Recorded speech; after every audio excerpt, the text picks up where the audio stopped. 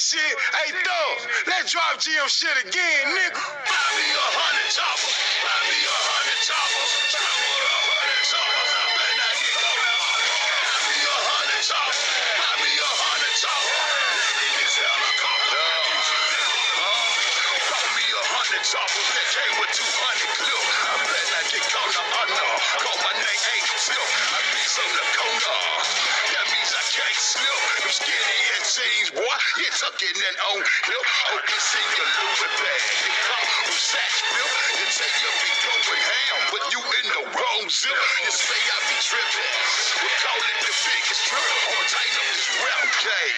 Call it the vice grip. My t-shirt said fuck the coppers. They work so they hip hoppers. I need me a helicopter to go with these 100 choppers. Know that we cause them problems, but you not a problem solver. Still drinking roll, boy. They bought me 100 bottles. Know how to get a nigga. Buy me 100 models. The swing of the swag. Ripples get to the dollar. Rappers be acting righteous. Denzel's, Mackay, Pipers. Criminal minded sniper with drums on assault rifle. 100 choppers. Buy me 100 choppers. 100 choppers. I better not get caught now. Buy me 100 choppers. Buy me 100 choppers.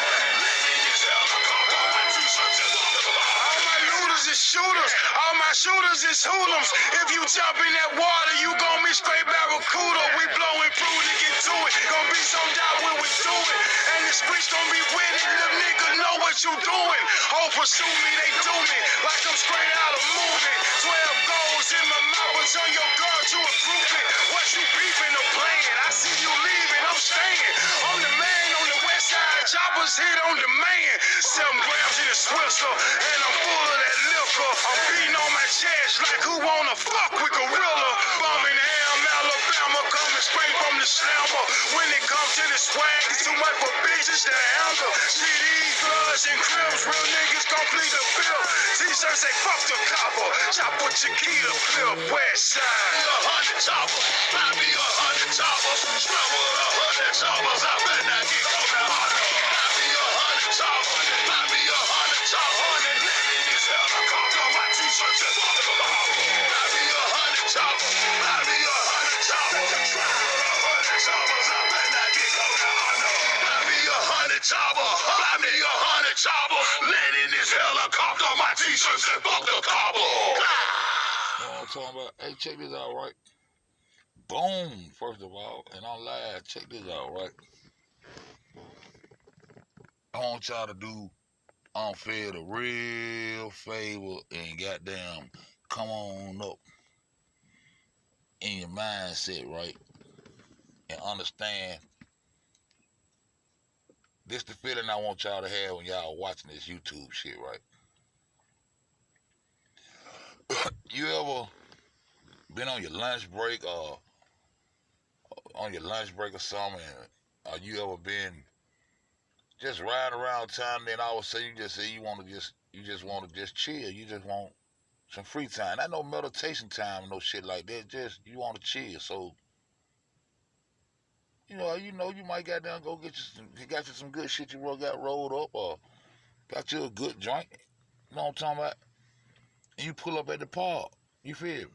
You just pull up at the park. You can roll down your windows or get out, sit on the bench there, enjoy the lake there, the little ducks running around in the lake there. You know what I'm talking about? The park shit, right? You got a little kid running around the park, merry-go-round and the shit, swinging and shit. Birds chirping, sun shining. You know what I'm talking about? Long story short, goddamn, when you get back in circulation and get back moving and run into one of your people, like, man, where the fuck you been, nigga? Where you been at? Oh man, I was at the park. Man, I was at the park watching the little children play. So when you be looking at these fools out here, man, just say, you know what I'm saying, we just watching the little children play. Cause children do children shit. Give a fuck how old you is. See what I'm talking about? We just watching the little children play. Ain't nothing grown about these motherfuckers. See, one thing about a child, what a child gonna do, anytime a child get caught doing something, they gonna deflect. They gonna try their best to blame another motherfucker instead of taking responsibility, accountability, or whatever you want to call the shit. It take a special child. It take a special kind of child to step up into their wrongness and understand the fact that the truth will set you free from an ass whooping, from ridicule, from all that shit. Because all people be want is the truth, just like a parent with a child. All that parent is trying to teach that child is to be truthful, especially not to lie to the parent. See what I'm saying? Did you do that? In a child's mind, thinking they're going to get in trouble, 8 times out of 10, that child's going to say, no, ma'am, because of the fear of thinking something's about to happen. But the whole time, the parent don't want them but the child to tell the truth. They already know the answer before they ask you. They already know the answer before they ask you. You know what I'm saying? Did you do that? They already know the answer. This your test, not theirs. They don't want to fuck you up, but if you don't know how to tell the truth, they got to get you fucked up. So for motherfuckers to come out here and just want to try to throw their actions up on a dumbass, contra-ass nigga like me, I got so much power to anything wrong other motherfuckers have done or any mistakes other motherfuckers have made, instead of them being grown-ass people, they rather put up this illusion that it's Fed's fault. So they just came out into adulthood in this last year. I thought we was all grown on this motherfucker. But some kind of way, I made motherfuckers hate motherfuckers. Last time I checked, I wasn't spearing no hate out here in these YouTube streets. I've been watching hate be speared in the YouTube streets. Huh? Last time I checked, I want the motherfucker call the motherfuckers whores and mofos and get the fuck out of here and bitch, I can't stand this hoe and I can't stand that hoe. Now I'm the reason why you didn't like motherfuckers. But that shit too shall come into fruition. Cause don't nobody believe your bitch ass. It's just all a part of watching children play. We just gonna continue to just watch a little script. But not. That's all I had to say on that shit.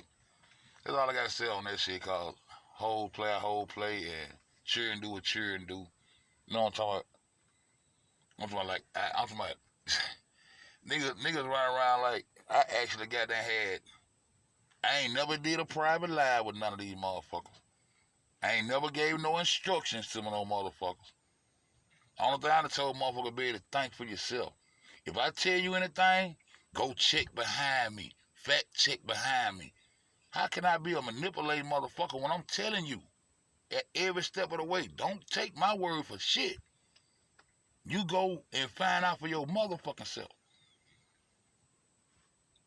The shit just don't make sense unless motherfuckers been playing. Now I'm gonna get into this as a bull so low, man. I ain't got too much shit to say, man. You know what I'm talking about? I'm gonna put this out here, right? Each individual, and it's a billion motherfuckers.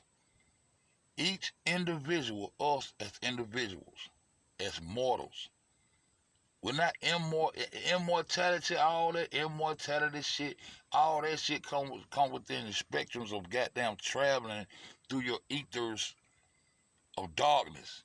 You can be whatever you want to be in your dreams.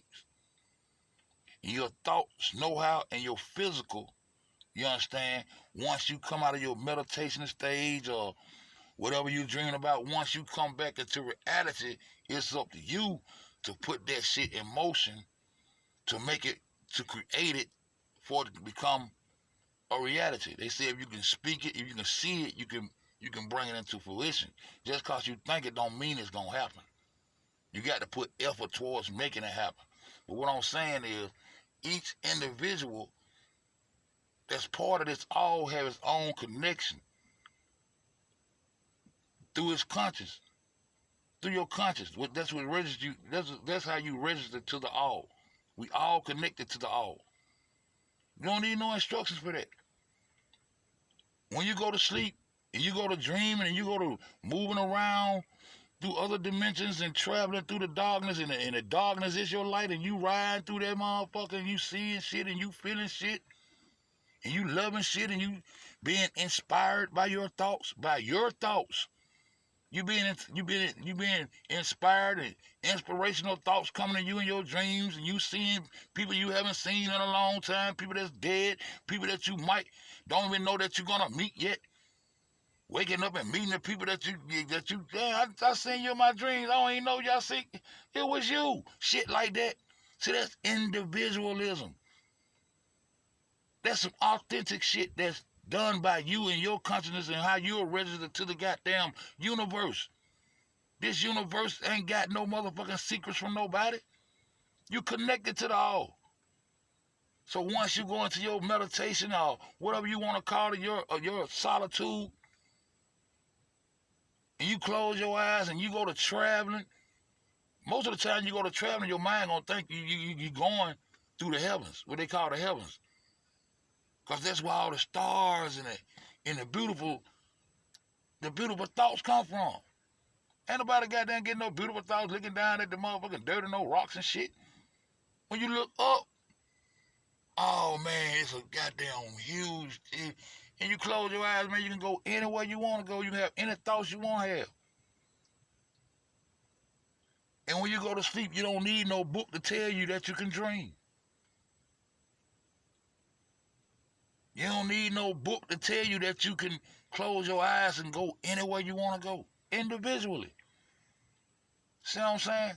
But I'm gonna show you this where the evil shit come in, and this where the dot has to be connected with this religion thing. That's all I'm trying to show people. You know what I'm talking about? Once you come down, you can stay there long as you want to.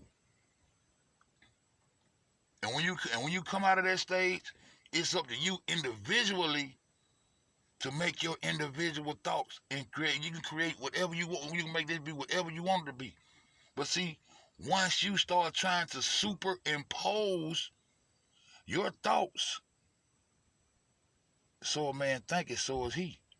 Once you start trying to superimpose your thoughts upon other people, that's some evil shit.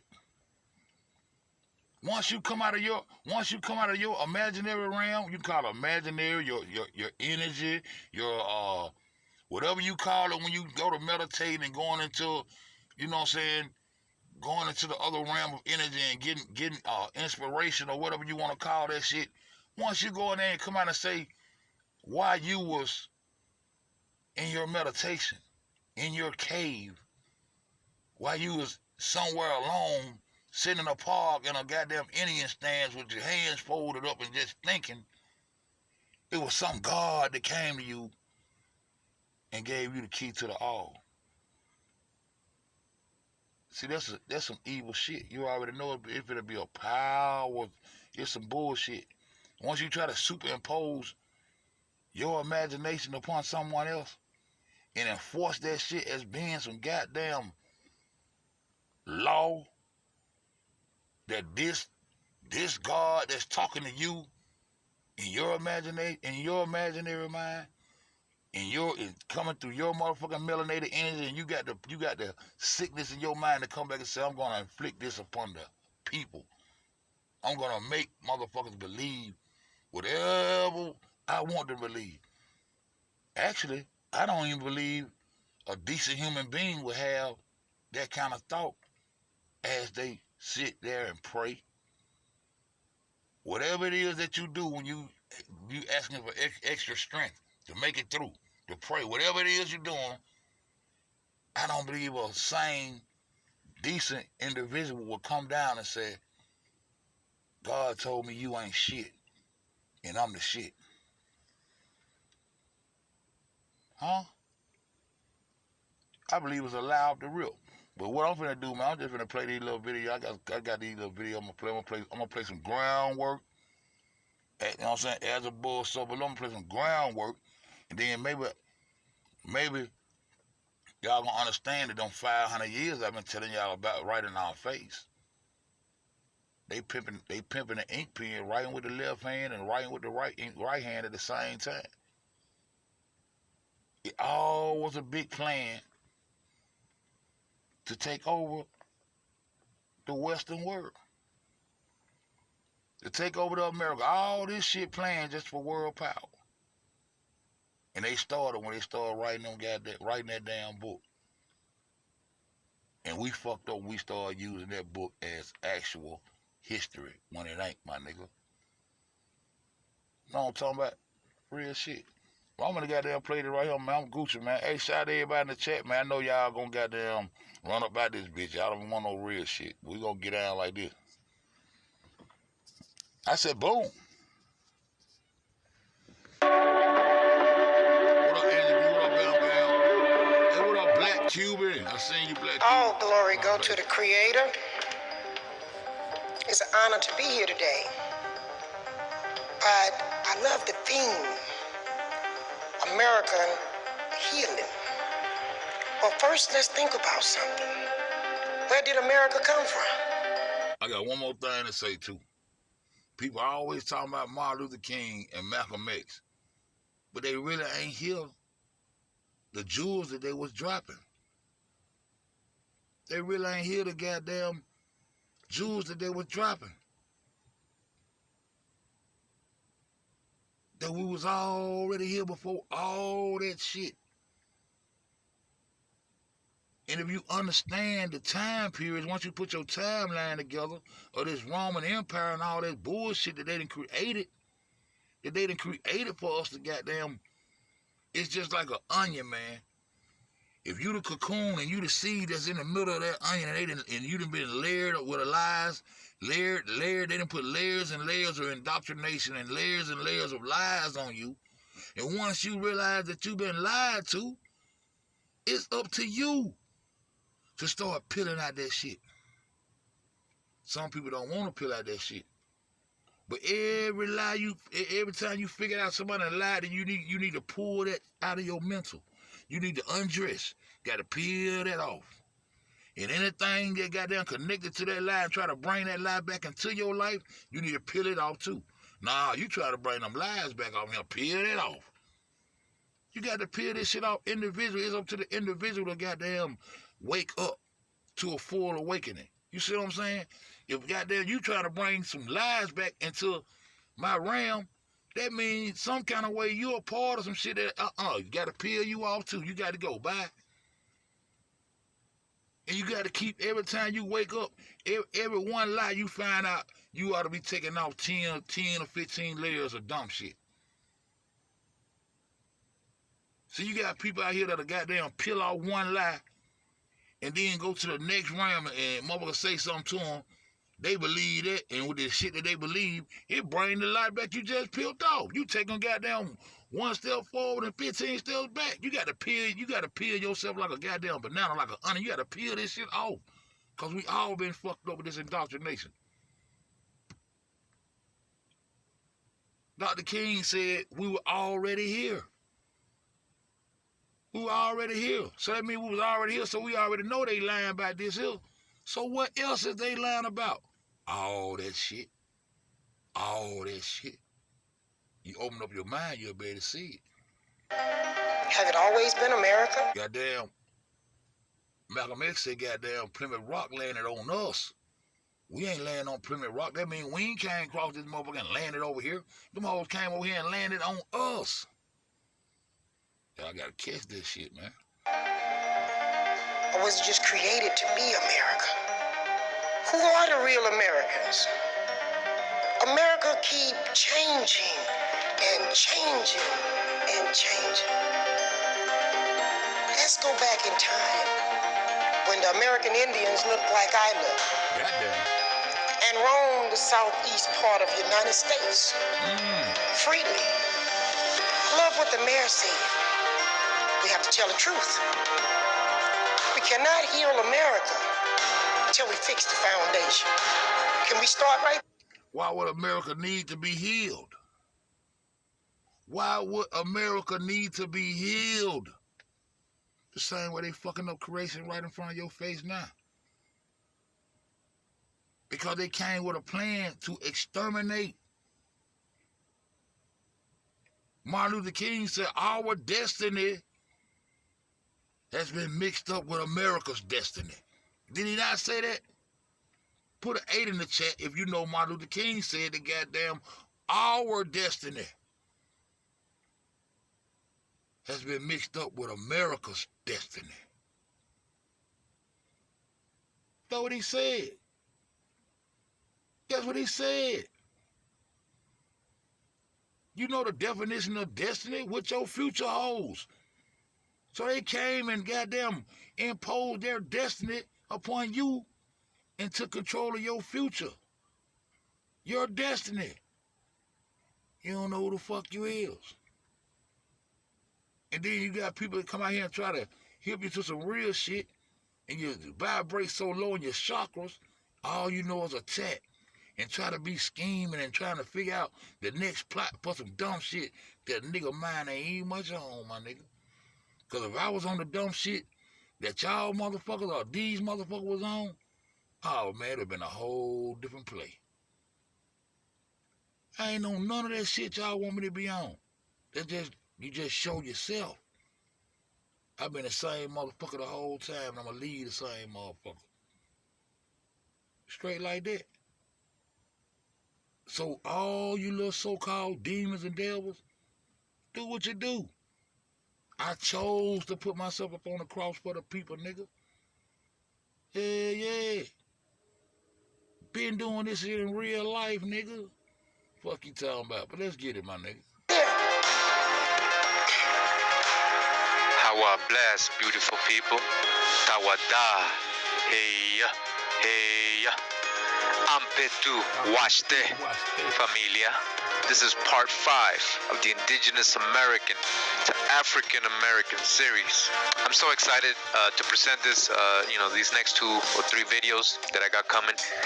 Much first of all, to Chief Warhorse for opening up and reminding us of our foundation here in America.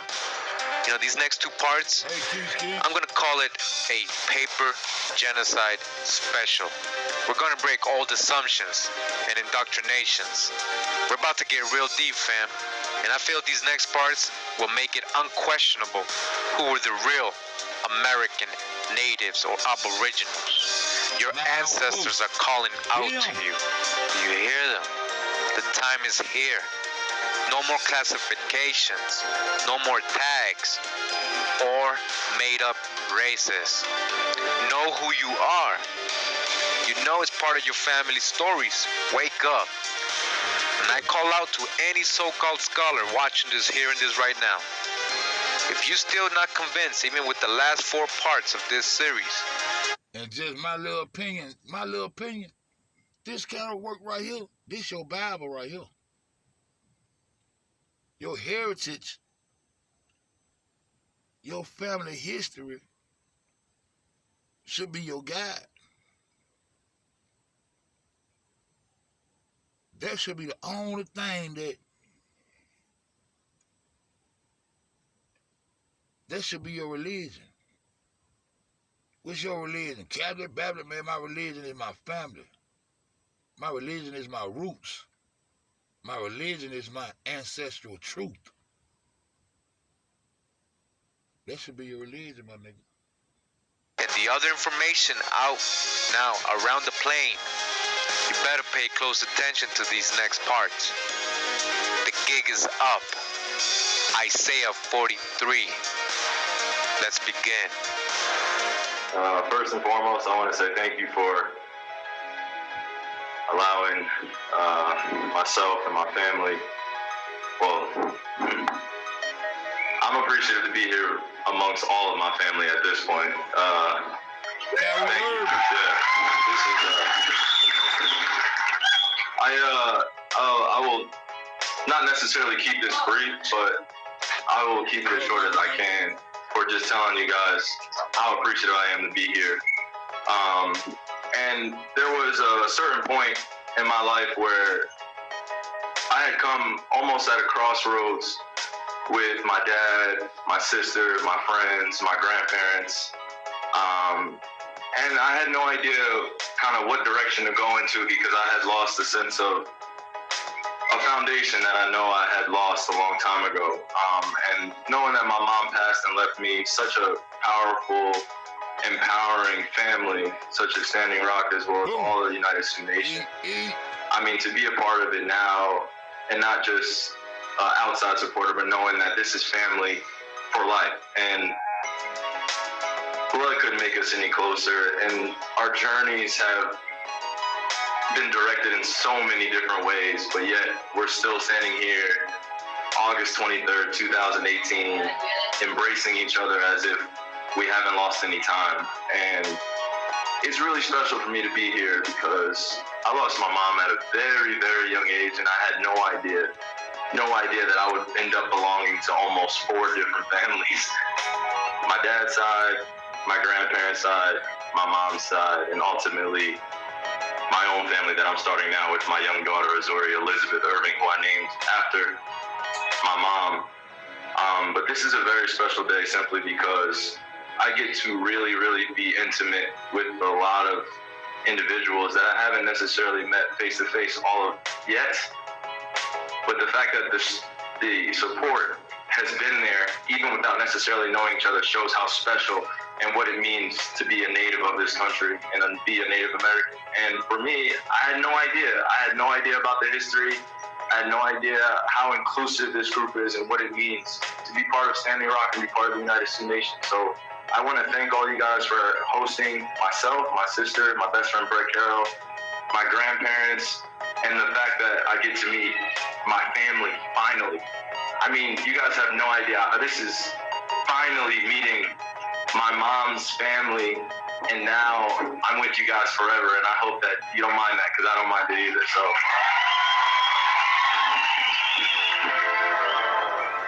Powerful shit. Shout out to Kyrie Irving, man. This man right here, I often said, Heather, got me teary-eyed right now to see. Man, I'm tearing. These are tears of joy right here, Heather. Okay. Tears of gold. Yeah, man. In all due respect to every race, niggas know black people don't crack. Like, black don't crack. Yeah, black don't crack. It rhymes. Yeah, what's it inconsistent? Well, indigenous don't crack. The natives don't crack. The natives don't crack. You can say a native and he could be... Indigenous don't crack. Natives don't crack. Who the real indigenous natives? Who imposed their destiny upon us? Who manifested their destiny? Who was the authoritarian figure of the manifest destiny? It was their God.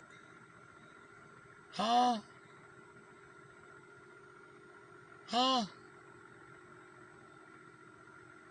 Manifest destiny.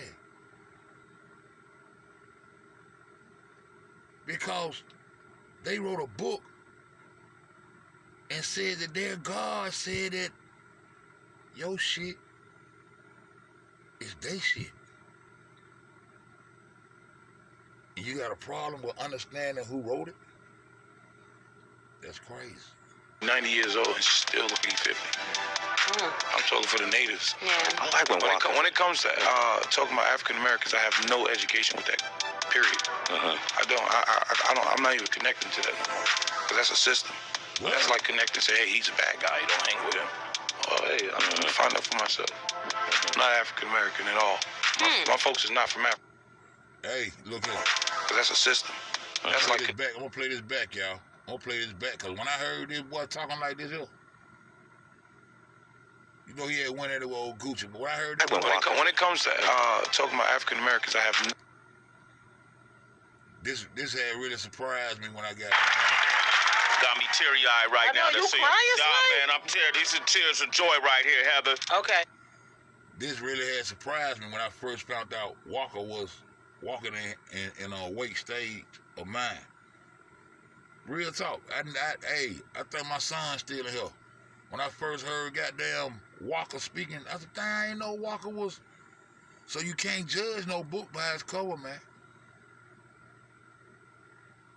But motherfuckers scared of truth, bro. No matter what shade you is, man, the truth got to be the truth. Mother gotta stand up in that truth, bro.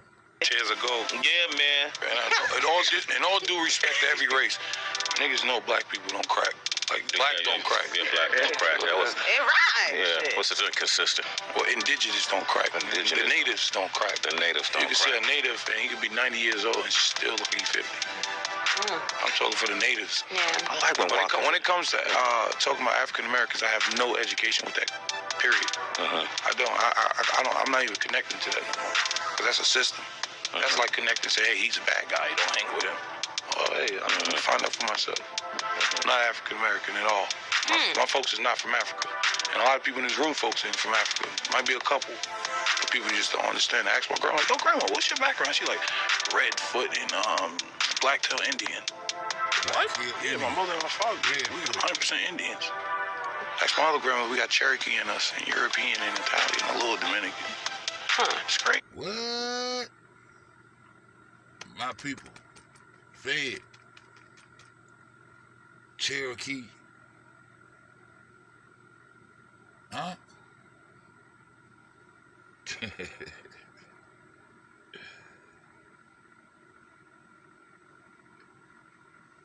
Yeah, South Carolina way. I'm like, what the fuck? That's why I'm African. Y'all look at me funny, like, nigga, I'm African. Like, you're not though. Like, you're not. 80% of slaves already here. It was natives. It's crazy. 80. Where you get that number from? Shit, I just checked the books. Which book? Yeah. I got a whole laptop full of this shit. Yeah? Yeah, just for me reading. It's not a solid book like, hey, just only 1,000 slaves came here. And nah, nigga, you gotta read. You have to literally read. Like, I'm so deep into it, I don't think about a slave ship. I think about, what was a slave ship called? Jesus, what the fuck was a slave ship called that Christopher Columbus was on? Who funded that slave ship? Who paid for that boat? Huh? The what it was? The good ship Jesus and the grace, what it was? The grace of God and the Mother Mary or whatever the fuck they folks in the slave ships and shit. Can't find that shit nowhere. Because some nigga came out of his ether and decided to impose his will upon other people. Shit. Like, what was these folks' race? Like, what was their background? Our world is changing incredibly quickly, and that should be music to your ears if you want to invest.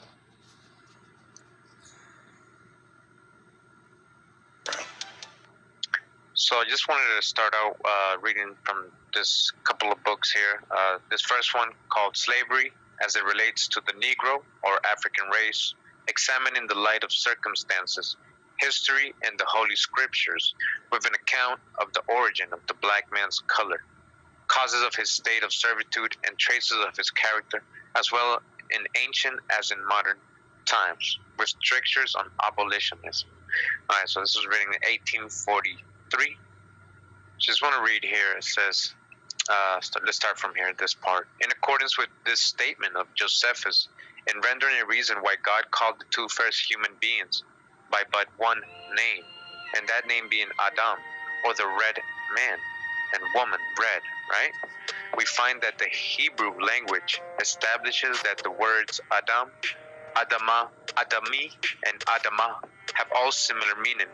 First, Adam, as above, signifies earthy man, red. What? Second, Adama signifies red earth or blood. What? Third, Adami signifies my man, red, What? earthy, human. Fourth, Atma signifies What that boy talking about them red clay folks? He ain't talking about that red clay, is it, man? All right, come on. earthy, red, or bloody, all which words are of the same class and spring from the same root, which was Adam, signifying red or copper color. Again, red or copper color. We're just talking about copper colored races, right, of America. Webster's Dictionary, 1828. Okay. American, a native of America, originally applied to the aboriginals or copper-colored races found here by the Europeans, but now How many times we got to keep telling you this definition? Washington Redskin. How much I got to tell you about the goddamn red man chewing tobacco and shit down through there? That's what the American definition of American was in 1828. The copper tone races that was found here by the Europeans. Don't whoop my ass. Get this true.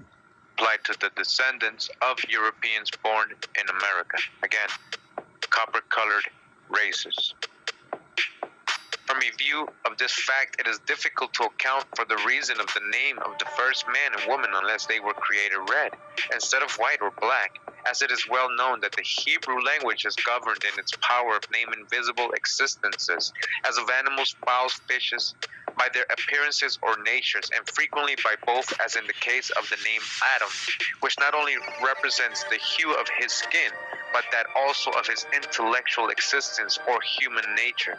Thus, this Jewish historian, as well as the genius of the Hebrew language, furnishes us with a clue like the golden thread in the labyrinth of the subterranean palace of ancient Thebes, leading to the right conclusion on this subject, namely that Adam, with all the antediluvian race, were red or a copper color people. Again, that Adam and all the antediluvian race, or the people who lived before the flood, we're talking about you, ancient aboriginal of America, right? You were red or a copper colored people, and you still are. And regarding copper-colored races, right? In the book, we got this in part 1 or 2 of the series, Crania Americana, a comparative view of skulls of various aboriginal nations of North and South America. In regards to the Inca, the Peruvians, down towards the bottom middle, it says their complexion is a dark brown and their hair long black and rather coarse. Down in the bottom, it says, to these observations of Clavigero may be added a few others from Humboldt, who describes them as possessing a swarthy and copper color. Again, a swarthy and copper color. Swarthy means black or dark skin, and copper color. And in another part of this book, it says here, now as the Jews are red or a dark copper-colored race, a dark copper-colored race, really? Because the Jews that they show us today, these Ashkenazi Jews, they don't look dark copper-colored. But they're talking about Hebrews here, not Jews. There's no J's in Old Paleo-Hebrew. All right? Reading from this book called An Abridged History, Africa and Her People by Rudy Johnson. And it says here, Noah, whatever may have been the hue of his complexion, was the father of sons of very different complexions. Japhet most likely was the white one, and from him descended the Caucasian race, as we shall presently show, the fairest of the human races. So the Ashkenazi Jew, as we mentioned earlier, they come from Ashkenaz. Ashkenaz is a son of Gog, I believe, from Magog, but I believe it's Gog. And those are both sons of Japhet. They're not even Shem. The Hebrews come out of Shem. So these are not Hebrews that are in the state of Israel today. And the continuing says Shem was copper-colored. Again, Shem was copper-colored. Who also is copper-colored? Here we go again. American, a native of America, originally applied to the aboriginals or copper-colored races found here by the Europeans. Alright, Shem was copper-colored and the progenitor of the Hebrews and of the copper-colored races. Alright, of you. You are of Shem. When the third son was presented to Noah, he exclaimed, him, example, black, for the signification of the Hebrew term means heat, hence black, and from him descended all the dark, complex races, as we shall see from the countries they inhabited and for which they were divinely adapted by color and constitution. From the book we have here, American Antiquities and Discoveries in the West by Joshua Priest. And it says here, but as it respects the complexions of these heads, now they're talking about Shem, Japhet, and Ham, of the nations of the earth, we remark as follows. Shem was undoubtedly a red or copper-colored man. Again, Shem was undoubtedly a red or copper-colored man, which was the complexion of all the antediluvians. This conclusion is drawn from the fact that the nations inhabiting the countries named as being settled or peopled by the descendants of Shem have always been and now are of that caste. We deem this fact as conclusive that such was also their progenitor. We're talking about the copper-colored races of America, right? Shem, as that the great and distinguishing features and complexion of nations changed not materially. Shem was the father of the Jewish race, or Hebrews, who are of the same hue, varying, if they existed, nigga. is true, some being of a darker and some of a lighter shade, right? Different kinds of hues, this copper color, but all the same, right? Are arising from secret and undefinable principles placed beyond the research of man, and also from amalgamation by marriage with white and with the darker nations as the African. So it's separate, right? Then the African, these copper-colored descendants of Shem, different. And if they existed, how Noah gonna have 3 different races of kids by one woman, unless they're talking about a land. Unless they're talking about a land. Unless they're talking about a land in the Middle East. How do Noah have sex with one wife and have 3 different races of kids? You got to be able to separate the real from the fake, man. But to corroborate our opinion that the antediluvians were of red or copper complexion, we bring the well-known statement of Josephus that Adam, the first of men, was a red man made of red earth, called virgin earth, because of its beauty and pureness. The word Adam, he also says, signifies that color which is red. Again, copper-colored races.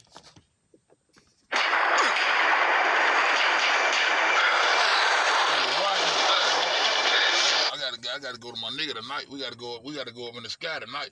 We gotta fuck that globe up tonight. There was a lot of people that was using what we call pencil genocide. In other words, they were changing documents in the town halls and this and that. And unless you had some question about it, you didn't even know it. So, for example, in my dad's family, my Aunt Marion, my Aunt Josephine, and my Uncle Louis were down as Indian. Uncle Lawrence and my father were down as black. My mother's birth certificate, she was born on Cogswell Street, which is Pawcatuck, Connecticut. And the doctor, knowing that she wasn't black, naturally, because he was very well familiar with the Babcock family, put her down as white. And a lot of us were put down as white just so we would not have that stigma of being black. From the book Africans and Native... I told you, I looked at boy, and boy was goddamn Caucasian. Cause boy over there know with his Asian ass. Y'all playing, man. Americans by Jack Forbes. I just wanted to emphasize something he says right in the beginning of the book, what his purpose is for writing this. And it says, the primary purpose of this study is not to write a comprehensive account of Native American African relations, but rather to establish a sound empirical and conceptual basis for further study in this area.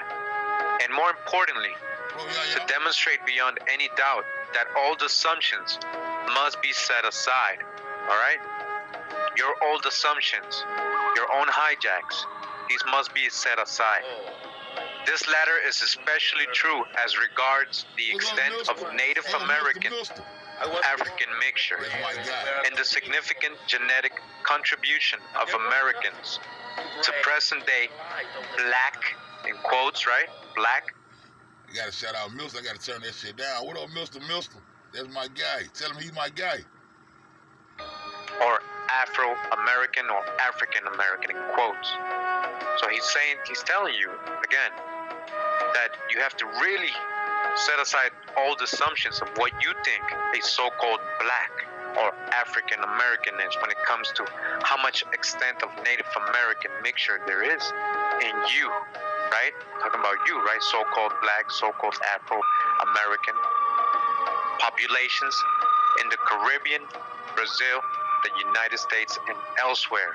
Again, Again, this latter is especially true as regards the extent of Native American-African mixture and the significant genetic contribution of Americans to present-day Black or Afro-American populations in the Caribbean, Brazil, the United States, and elsewhere. People of blended backgrounds have always had to negotiate their identity in sometimes complex, even confusing ways. Much of the confusion that has affected relations between African American and Native American people is rooted in the early American experience. To most white Europeans in the colonies, people of mixed Black and Indian background were simply colored or mulattoes. And in 18th century parlance, at least in New England, mulatto means a person of indefinite pigmentation. That indefinite pigmentation could be a result of racial mixing. That's not necessarily the case. That person could be a mixed European Indian, could be a mixed European African, could be an African Indian mixture, or could simply be an Indian person who Europeans assumed had a vague sort of brownish skin color. Chapter 7. The classification of Native Americans as mulattoes in Anglo-North America.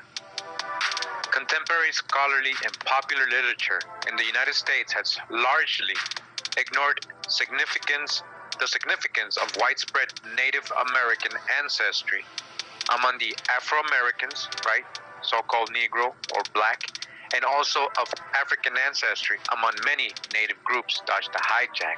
And I'll show you why I say that later on. The consequences of this neglect are far-reaching, and this is especially true in relations to studies of the evolution of music, folk tales, social organization, and other aspects of culture. Well, my neighborhood used to think I was Cuban at the time because I looked different, so I guess the way it works is people are so used to seeing what is depicted as an Indian within the movies, the old movies and things, so if you don't look that way, they don't expect you to be Indian. They think you're either Black or Hispanic or something else. So in this book, right, Africans and Native Americans by Jack. You know what I be telling y'all about them old cowboy movies and shit? You put me on to see a black man on a cowboy movie, the first thing come to my mind, damn, he must have came from Africa. With the indoctrinated system that we was up under. The movies, program, television, program, television programming. The Pilgrims and the Indians. You know what you think about when you hear that shit? You don't think about yourself? Trying to find our identity around here, bro. Forbes. I just really wanted to show because people say that, oh, you probably read that in that book by Jack Forbes, because what I want to show you is that these are not his opinions. The reason I like his book mainly, not because of the information he writes in it, because of the sources which he puts here. And every chapter, almost every paragraph has a footnote, and you can go verify each source. It's all in his book. At the end, all right? For example, down here in the bottom, you see I have it highlighted. It says, as early as the late 19th century, the 19th annual report of the Bureau of American Ethnology noted that a considerable proportion of the blood of the Southern Negroes of the U.S. is unquestionably Indian. One of the most challenging parts of meditation is what's sometimes called the dark side. Disclaimer. Let's go. And I just wanted to show you this example here. As it says in this book here, it's actually a journal or letters that were written to the Secretary of the Smithsonian Institution by J.W. Powell. He had a whole bunch of these volumes. They're called the Annual Report of the Bureau of American Ethnology. This is volume 19, or the 19th annual, as you see here, report. This comes in two parts. In part one of this, which was written in 1900, it says, in some part of the book, it says, and I have the book, so I'm the one who made this image. So, in regards to the contact between the two races, by which such stories could be borrowed, one by the other, it is not commonly known that in all the southern colonies, Indian slaves were bought and sold and kept in servitude, and worked in the fields side by side with Negroes up to the time of revolution. So they're saying there was Indians working in the fields, right, in all these plantations, all the way until 1776 at least. All right, so which one was the Indian and which one was the so-called black or Negro? Well, how can you tell them apart? How come, I mean, we've never seen any difference growing up, right? It's always showing us a so-called Negro as a slave. All right? Continuing, it says, not to go back to the Spanish period when such things were the order of the day. And they're talking about, and we're going to see in the next parts of this video series, how the Spanish and Portuguese was enslaving the American Indian by the thousands. We find the Cherokee as early as 1693 complaining that their people were being kidnapped by slave hunters. Hundreds of captured Tuscarora and nearly the whole tribe of the Apalachee were distributed as slaves among the Carolina colonists in the early part of the 18th century, while the Natchez and others shared a similar fate in Louisiana. We know the whole Natchez was chained up and sent to the Caribbean. We read that in Lies My Teacher Told Me. And as late as least of 1776, Cherokee prisoners of war were still sold to the highest. In real life, my grandmother was goddamn Chinnecock and Cherokee. But my dad, my father, when he left South Carolina, he promised himself he wasn't ever going back there. I don't know why. I found this out like last year when I really went ahead and goddamn dug into my shit. That's why I came with the CIA, Cherokee Indigenous Aboriginal. Well, my grandmother was mixed with Chinnecock and Cherokee, and we was from South, and she was from a tribe in South Carolina. A lot of people was in South Carolina, anyway, that's just my little personal shit. For the same purpose. At one time, it was charged against the governor of South Carolina that he was provoking a general Indian war by his encouragement of slave hunts. Furthermore, as the coast tribes dwindled, they were compelled to associate and intermarry with the Negroes until they finally lost their identity. That's how they're describing it here, but it was always you. And we're classed with that race. So they're saying the Indians became the Negro. That's what they're saying here. We're classed with that race, or classified together. So that a considerable proportion of the blood of the Southern Negroes is unquestionably Indian. Again, so that a considerable proportion of the blood of the Southern Negroes is unquestionably Indian. You are Indian. It's unquestionable. Annual report of the Bureau of American Ethnology to the Secretary of the Smithsonian Institute, Volume 19. A considerable proportion of the blood of the Southern Negro is unquestionably Indian. As you can see here, Ute Warrior, so-called Negro, Ananda Lewis, MTV News, Creek, Blackfoot. So again, you see how we were able to back that up. Also, it says here, the 1937 doctoral dissertation of James Hugo Johnston, belatedly published many years later, went further. There developed in the colonial period much intermixture of the Indian and Negro slave, Negro, parentheses, that doesn't say African. The class commonly called the mulatto is the result in many instances of the union of three racial elements. To the visitor in the South, the physical characteristics of many Negro slaves bore witness to their Indian origin. All right, that's what Mr. James Hugo Johnston said in a 1937 doctoral dissertation. And we actually went over that on part 1 of this series, I believe. All right, you can go back.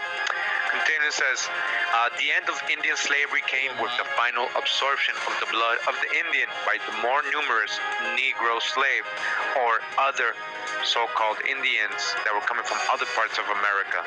But the blood of the Indian did not become extinct in the slave states, for it continued to flow in the veins of the Negro. Again, but the blood of the Indian did not become extinct in the slave states, for it continued to flow in the veins of the Negro. It is you. It still is you. In an article published in the Journal of Negro History, Johnston remarked Where the Negro was brought into contact with the American Indian, the blood of the two races intermingled. The Indian has not disappeared from the land, but it is now part of the Negro population of the United States. When we were coming up, it was a bad stigma, I guess, to be Native American. And so, I mean, you was just classified as black, or that's the way you went. And, you know, a lot of the older people, they never told you. I mean, it was a long time before I really found out. I found out what my heritage was. A lot of people that go through the museum, then they go into the portrait gallery, the last exhibit that you're going to see on the second floor, and there's portraits of Mashantucket Pequot people. And they walk in and they're like, they're not Indian, they're black. American. If you look at the old censuses, you will see people who clearly we know are of Native American ancestry categorized as colored people or mulattoes. We were sitting on a plane one day, my wife and I talking Cherokee, and a lot of the African Americans didn't know what we were. A lot of the Hispanics didn't know if we were Jamaican or Cuban or Latino, and the white passengers of the plane certainly didn't have a clue because that's the first time they ever heard Cherokee spoken. So we thought that's unique. You know, it takes a Cherokee to understand Cherokee. So I thought that was really amusing. We sitting on the plane talking, everybody staring at us. I don't think they were staring at us because I was black and Indian. They were staring at us because they didn't know what we were saying, conversing in, or what language. Brought to you by Holland Storeview. Here is Ian Harding. That's why I can't go to sleep. I ain't sleeping though. We gotta get to the. So the author tells us here, it says, long ago, when first working with my own Powhatan Lenape people of Virginia, Maryland, Delaware, and surrounding areas, I discovered that the meaning of racial terms was a controversial issue. I learned that terms such as mulatto and colored, again, mulatto and colored, this is very important, we're gonna talk about this, right, were used or had been used in Virginia in a quite different way from their usage in most books, including modern dictionaries. All right, it was being used back in those times, used differently. I also discovered that many questions were not answerable within the context of the latter, such as what do you call a person of mixed American, European, and African ancestry? No one provided any answer because it seems the American mixture with the African was generally subordinated to a focus upon or a fascination with only the black-white nexus. All right, so he continues saying the modern dictionaries all stated that a mulatto was the child of a black and a white or someone of mixed black and white ancestry. But where did that leave those who were also part Indian? All right, this is important what he's trying to get to, all right? So he says, in any case, I discovered that Native American descendants had been legally defined as mulattoes in Virginia in 1705 without having any African ancestry. Again, they were calling Indian mulattoes in Virginia in 1705 without having any African ancestry. In any case, I discovered that Native American descendants had been legally defined as mulattoes in Virginia in 1705 without having any African ancestry. Again, Indians or so-called Native American or American natives were being called mulattoes in Virginia in 1705. We're going to run into this a lot in a lot of different cases, different years. Again, without having any African ancestry. What does that mean? Because they tell us again that mulatto is supposed to be an African mixed with a white European. That's what's supposed to be a mulatto. All right, so how do you get mulattoes without any African ancestry? All right, it was just judging you as a mulatto, not because of they thought you were African mixed with a white European, just because you were light-skinned or lighter than a darker hue, copper-colored person. You know what I mean? All right, so he's saying that with him. Thus, I knew that the dictionaries were wrong and that there was a lot that was hidden from view by the way most authors had written about the southern United States, about slavery, and about colored people. I later discovered also that the same thing was true as regards to the Caribbean, Brazil, and much of the rest of the Americas. All right, the rest of the Americas. By way of illustration and attempting to grapple with the problem of black African Native American mixture, and especially with the question of to what extent African Americans throughout the Americas are part American Indian, it is first necessary to focus upon a clarification of such racial or ethnic terms as were used in the colonial and early national periods. This is important because this is the tags they were labeling you. These weren't classifying you as race. It was just what they were seeing as color, and that couldn't determine your race. They were just guessing based on what you look like. So they say like terms like mulatto, pardo. We hear that a lot in the Spanish books. Colored, free colored, Negro. The whole scheme was to take the land. That was the whole.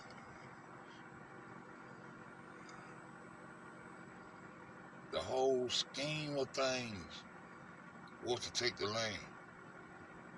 All the way down to that Septuagint Bible they wrote. That's the point of origin of the attack. The Renaissance period when they made, just like when they made this fictitious shit come true and enforced that shit upon the people. We're gonna get, hey, look, the whole scheme was to take the land. Sambo or Sambo, Musti, and Mestizo. As noted, many modern writers, whether popular or scholarly, have simply assumed that they could transfer 16th, 17th, or 18th Took the land by stealing your identity. century racial terms to contemporary usage without any critical examination of the meaning. Alright, for example, it has been assumed generally that a mulatto of, let us say, 1600 would be the same racial background as a mulatto of 1865 or of 1900, or that a colored person, right, a colored person, right, like your ancestors are in their census records, right, of 1830 would be the same as a colored person of 1930. All right, so they're saying, you know, it's not the same because these were just tags that were putting on people. It didn't classify their race.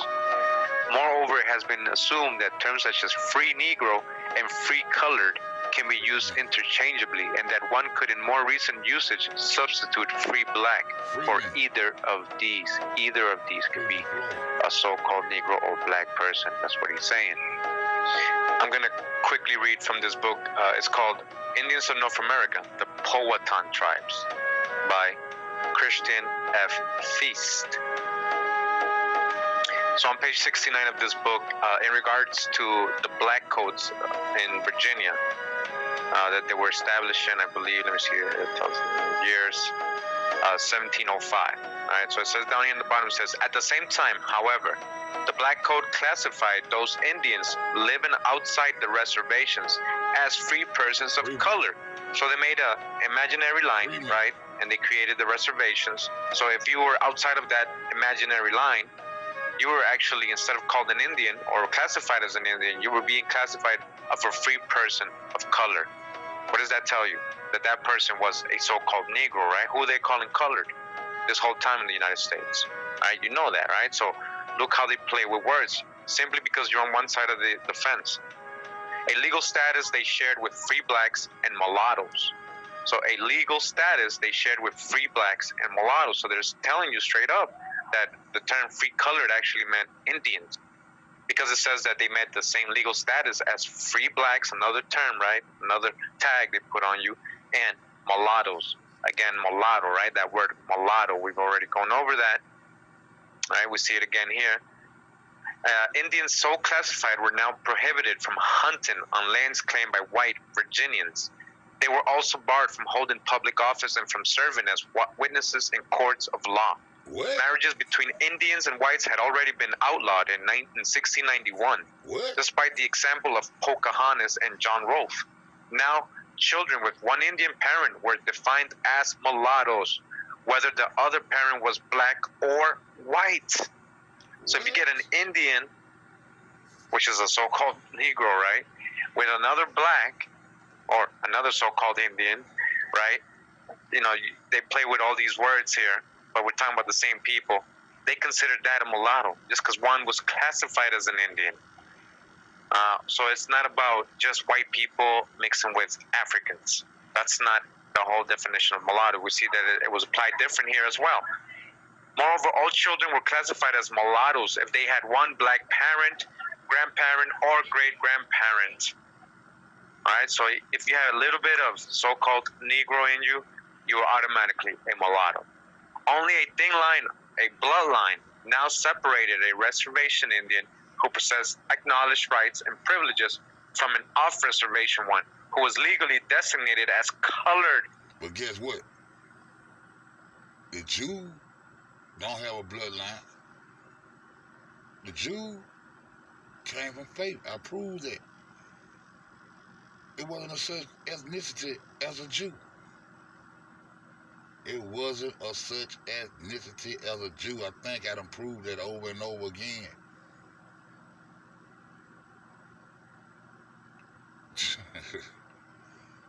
He was legally designated as colored. They're talking about Indians, and had a much lower social status.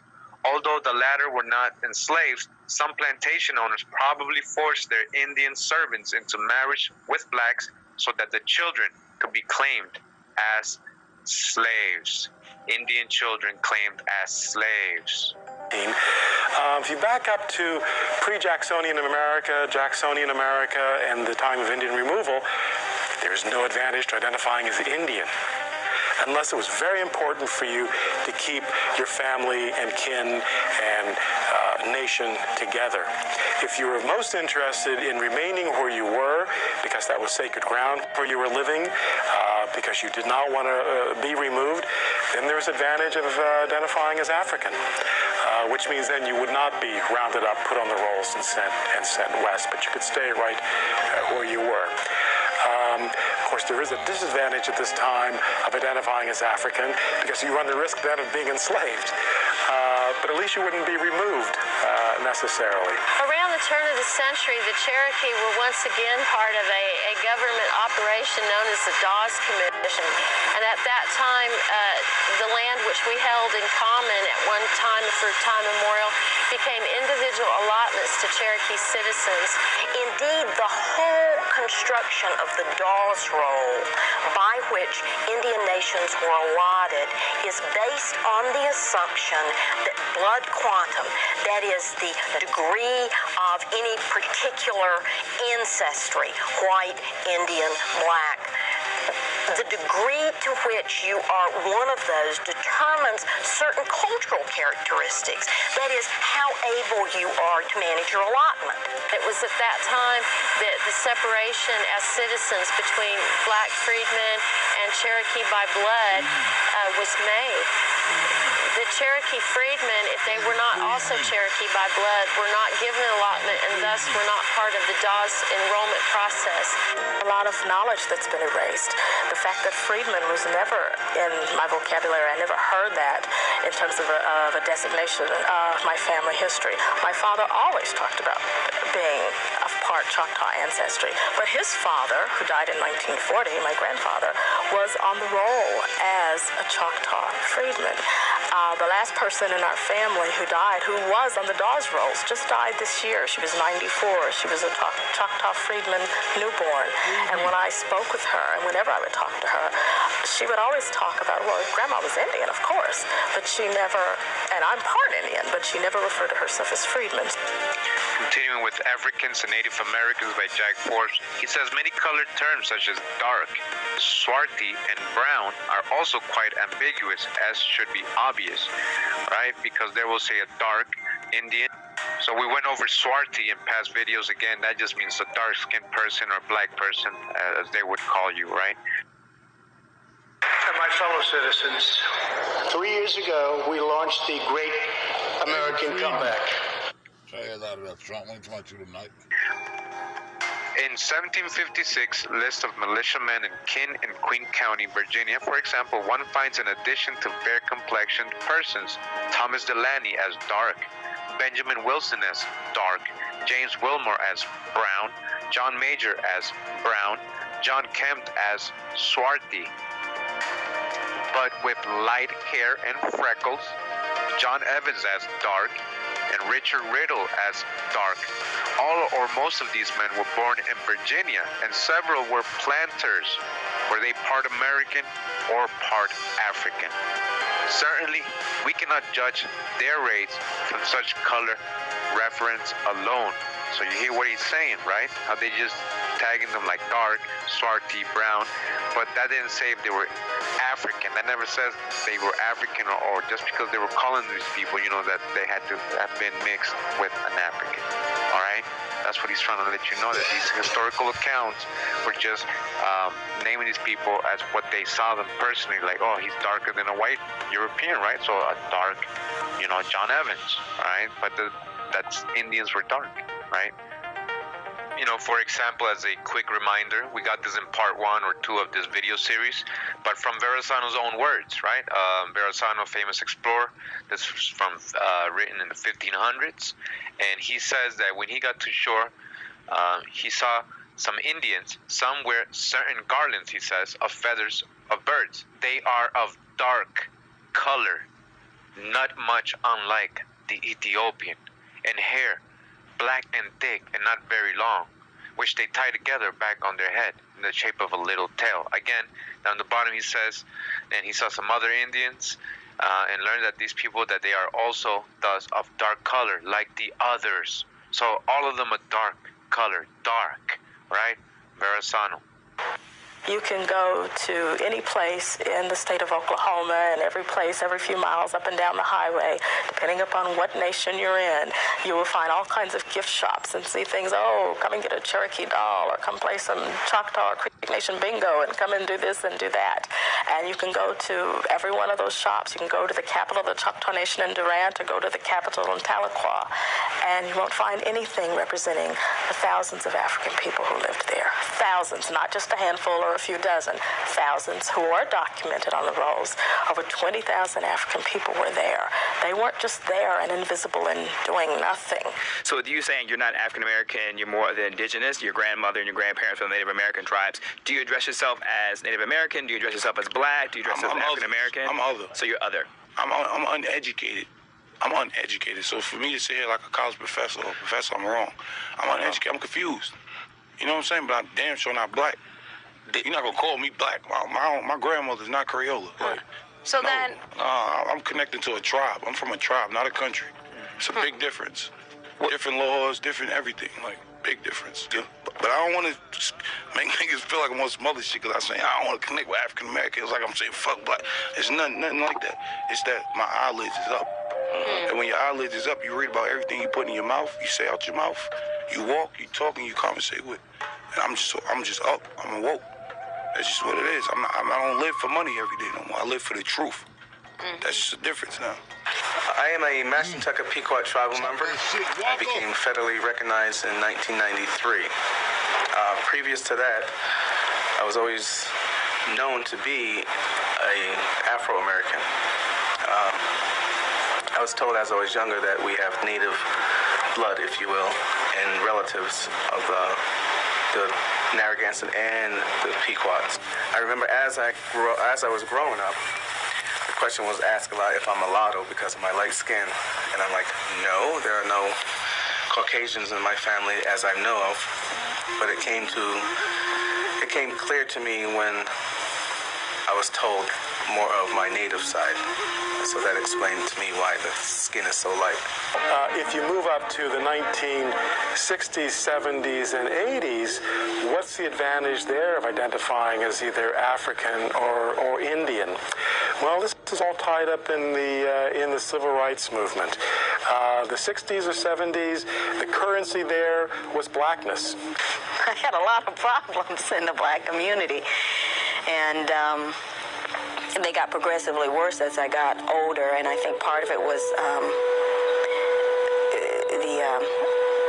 the acknowledged that black people were raising a black consciousness with the Black Panther Party and Black Power. And I remember Angela Davis.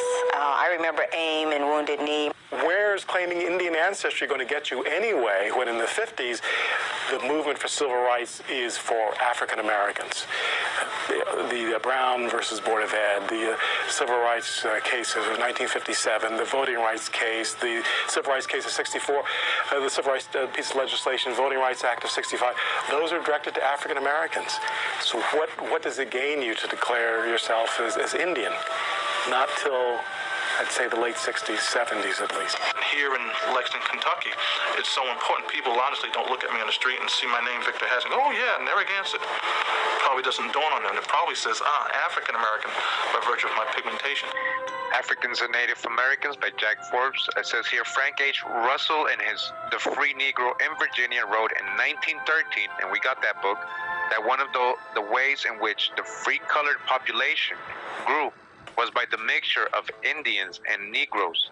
He said also that there is no doubt that a considerable element in the free-colored population of the 19th century was of Indian extraction. Again, there is no doubt.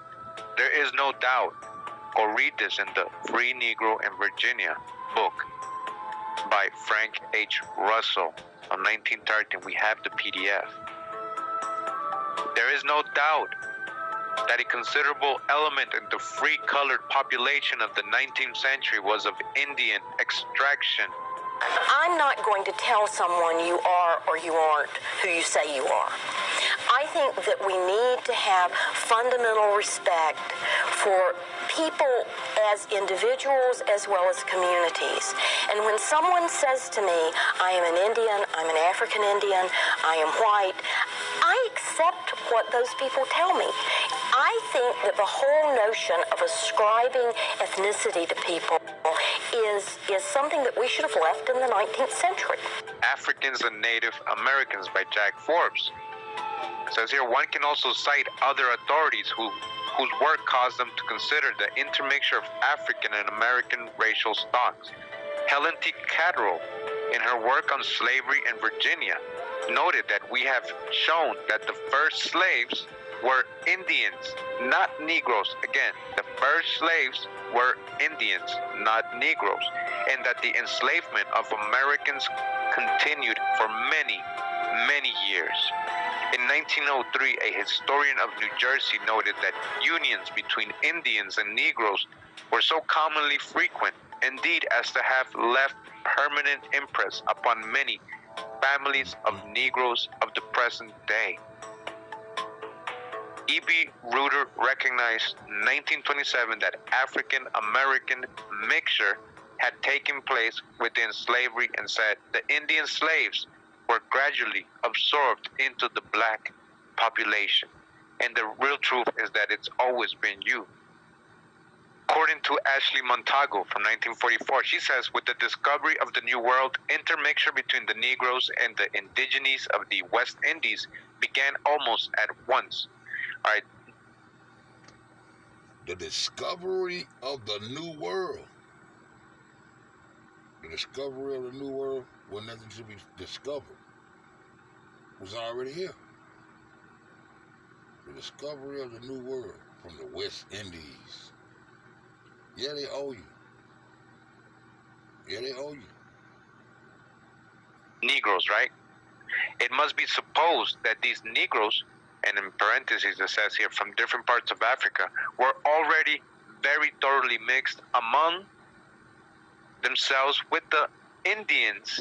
So she's saying that these Negroes were already mixed with Indians of the islands and of the mainland of Brazil by the time most of them reached North America.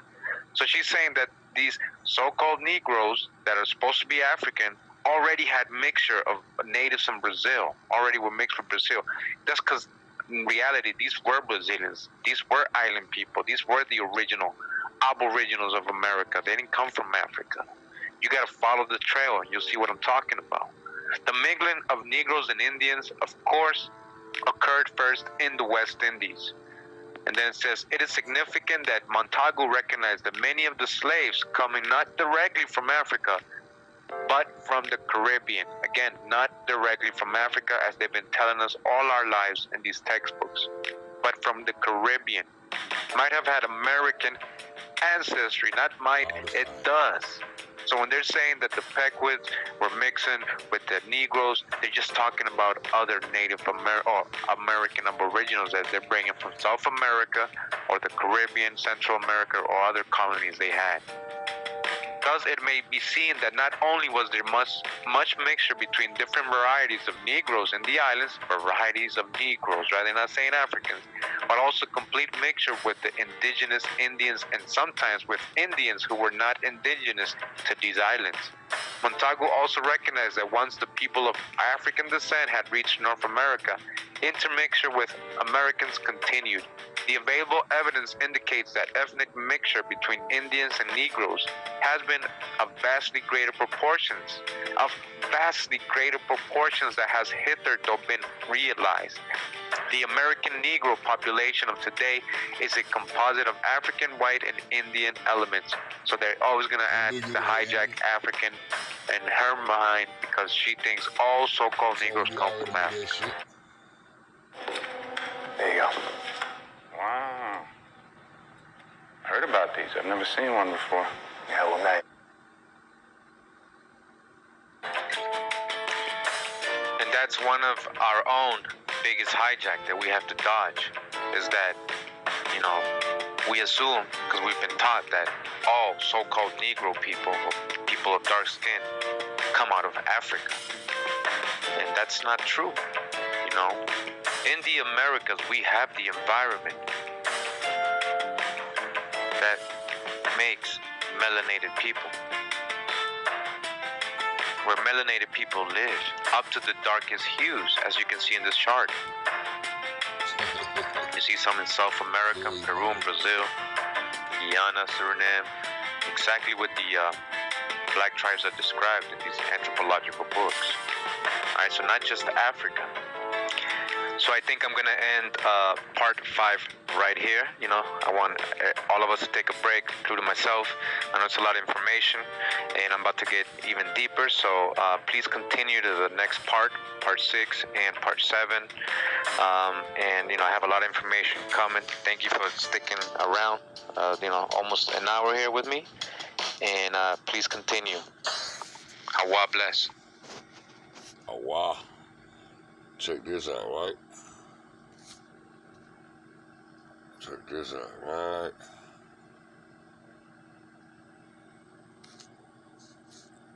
But see, they already had a hijack coming. I told you in 1917, these same people who put all this shit into place, their starting point was saying that they was going into Africa, taking control with this Roman Empire, Greco-Roman, and these mythological gods and all that shit. We don't know if they put the correct dates on that shit. We know they did have a Renaissance period where they stacked it the way they wanted it to be stacked for their indoctrination or their education in their institutional systems of education. Right?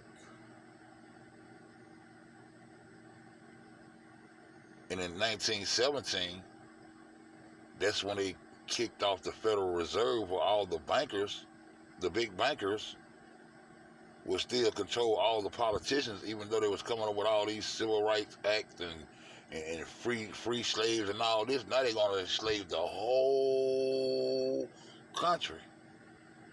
The whole North American country, they're going to enslave the whole country by putting you further into debt. 1933, bankruptcy. Been in debt ever since. Been in debt ever since. If you think humanity started in Africa, that's your thought. You entitled to that. Once upon a time, I thought humanity started in Africa. Where did you get that from? I don't know. I know where I copied it from. You know what I'm talking about? I don't know where humanity started at. I don't know where humanity started at. Now we're gonna goddamn go over here and go to where these first so-called Ptolemies.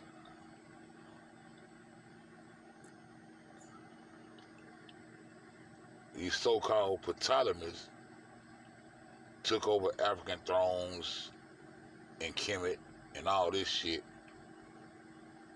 And they started trying to figure out, yeah, the book told us that. I'm just let Sanchez break this shit down. Man, you are African. I'm not an African. You are African. You are African. Y'all can deal with him.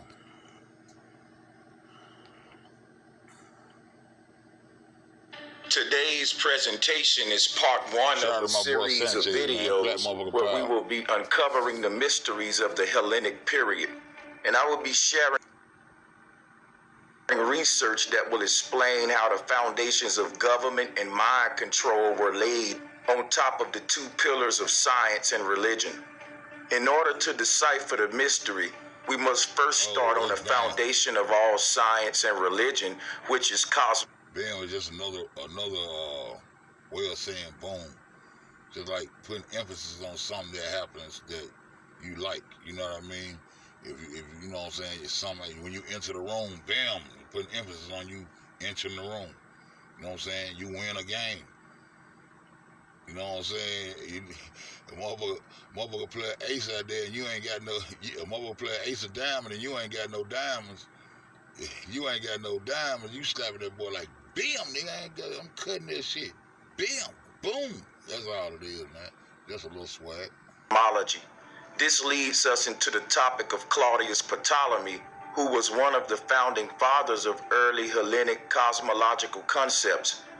There were other Hellenes who contributed to early Hellenic concepts prior to Ptolemy, but we'll discuss those later.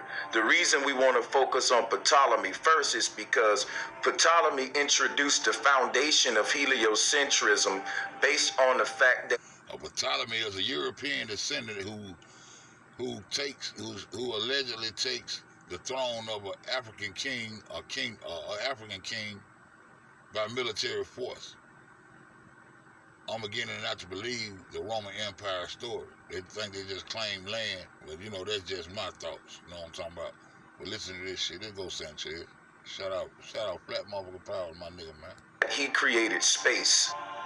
Many of us are told that Ptolemy's model is he created space. Foundation of heliocentrism. And know in your head, get in your head, no one can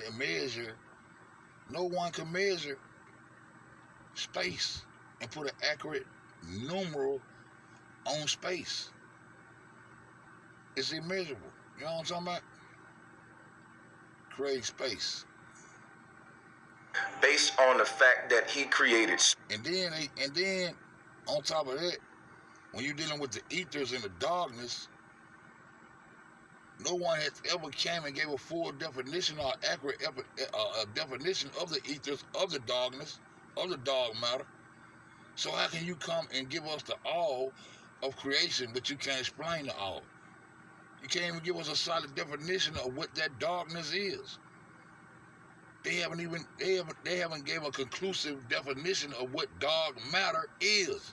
So how can they be your God? How can they scientifically tell you how creation came into being? How could they even tell you where humanity started?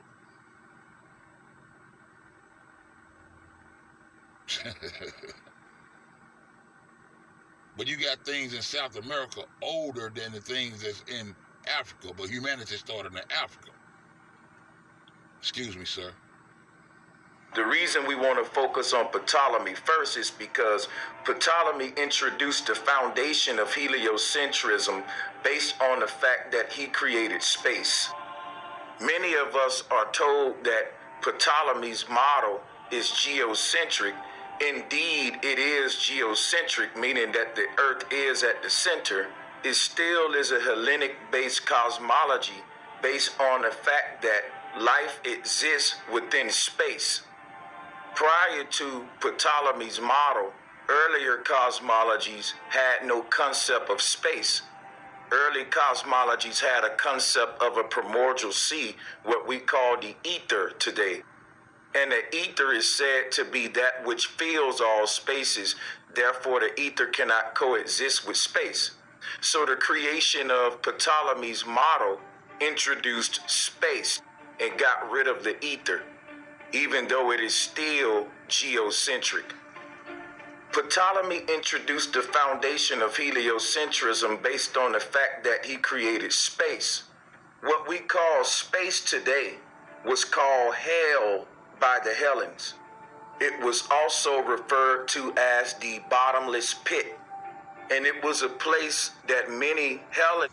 That sound like that shit in that book, right?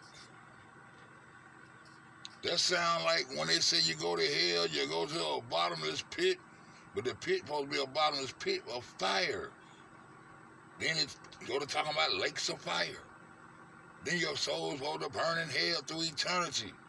All these fears being placed upon the people because they want you to be in fear and chaotic in your mind so you can resonate wanting to be saved. What you gonna be saved from? What you gonna be saved from? Creation itself? What you gonna fear? A God that created you himself? Itself, or whatever it is? All these fear tactics. So some man can feel like he's coming and giving you the power, and showing power to save you, or giving you some kind of doctrine that's telling you how you can be saved from this shit. When it ain't nothing to be fearful of. That's how you govern people.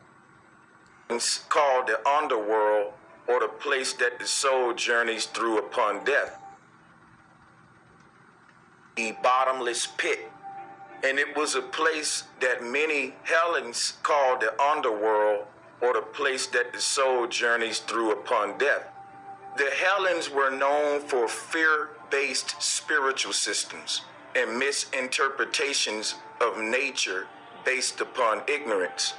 The Hellenic concept of the grave was the bottomless pit, which was literally a dark void where you just fell for eternity. It was a free fall for eternity, and this was the Hellenic grave. Now, when you think of the modern heliocentric cosmology, we can still see this same Hellenic concept, being that all of life within the heliocentric universe sits within a bottomless pit that we call space. And everything is falling away from the point of singularity by a force called gravity. The root word of gravity is grave. What I'm pointing out to you is that modern heliocentrism is identical in its concepts to the same concepts that were being taught during the Greco-Egyptian time, or the time of Ptolemy, what we call the Hellenistic period. The modern universe is based upon gravity or gravity.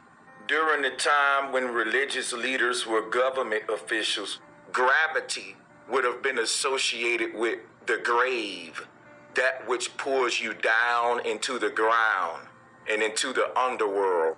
And again, Hellenes taught that upon entering the bottomless pit, that one would free fall for eternity. This is the exact same concept we're giving for space. None of these concepts are true. They are all based in mythology, and these are fear-based concepts that lay the foundation for government. When egotistical men decided that they wanted to be saviors for humanity, they realized that humanity had nothing to be saved from. So they then realized that they had to create a problem or a chaotic situation so that there will be a need for saviors. So part of this series, we're going to get into the rise of the first pharaoh, which marks the rise of the God concept and what we call God consciousness in Africa. We're going to solve the mysteries of early Christianity in Kush and Kemet. But before we can do any of this, we have to start with Claudius Ptolemy, because all of what we know of. I put some of mine in chat earlier today about 1455 when the Pope put the blueprint out to come exterminate the lands of America from the, those were the Spanish conquerors or whatever they want to call themselves. But the orders came out. The orders came down just like Manifest Destiny. The orders came down from their God. But you in that book demonizing me. But the order to do all this devilment, to redistribute land, redistribute land, all these orders are coming down because of a God that they wrote into existence in your mind, in your belief. I showed y'all where the Pope is Jesus and Jesus is God. That's the Trinity, man. The Pope is Jesus in a veil of flesh. He wrote those orders for people to come over and be able to exterminate you off your land. And they constantly wrote. Sanchez just told you that during these times that the church leaders, the Christian leaders, were the politicians in political power as governing the people, the masses of people. So these are people who are making these laws, indoctrinating us into this system. So they get all this power from that God of the Jew that they wrote about. But people still don't understand where I'm coming from. You got to read the whole play. Of as cosmology or cosmogony is founded upon the cosmological concepts that were being taught during the Hellenistic period. So in order to understand the role of Ptolemy in Egypt, first let's take a look at some of the ancient cosmology that predates the Hellenistic concepts. So one of the earliest conceptions, and none of those people before these people came into the lands that started with these indoctrinating systems, all this globe shit, all these things they coming with. You can't find nothing before these people started to write their concepts.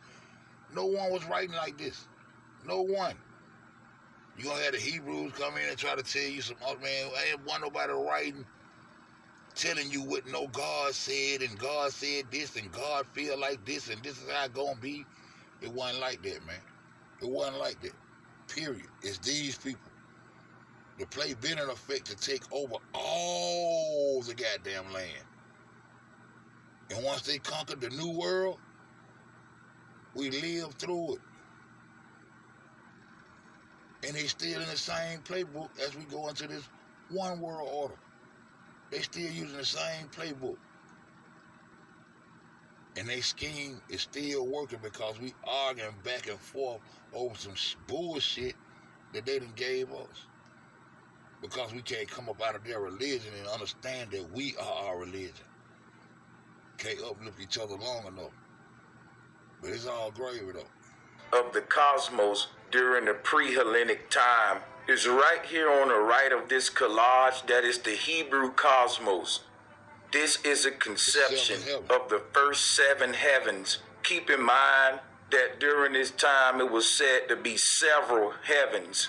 But in the cosmology, they normally stopped at the number 7 because these were the 7 ethereal layers that the ancestors had became familiar with, and they had come to a point of understanding the makeup of these 7 ethers. There was said to be more ethers, but in my research, I see that a lot of ancients only fully understood the first 7. So 7 is symbolic of completion. It represents a checkpoint before there's a recycling, like 7 days of the week before the week reset.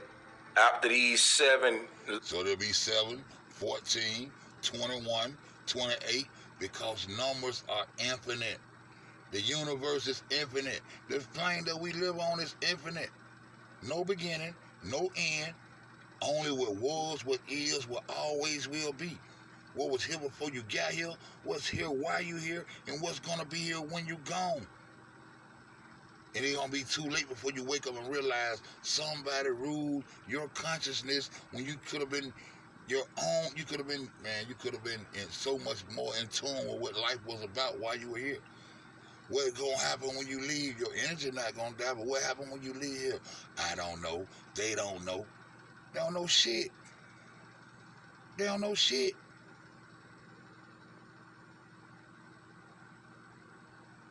Nobody know where humanity started.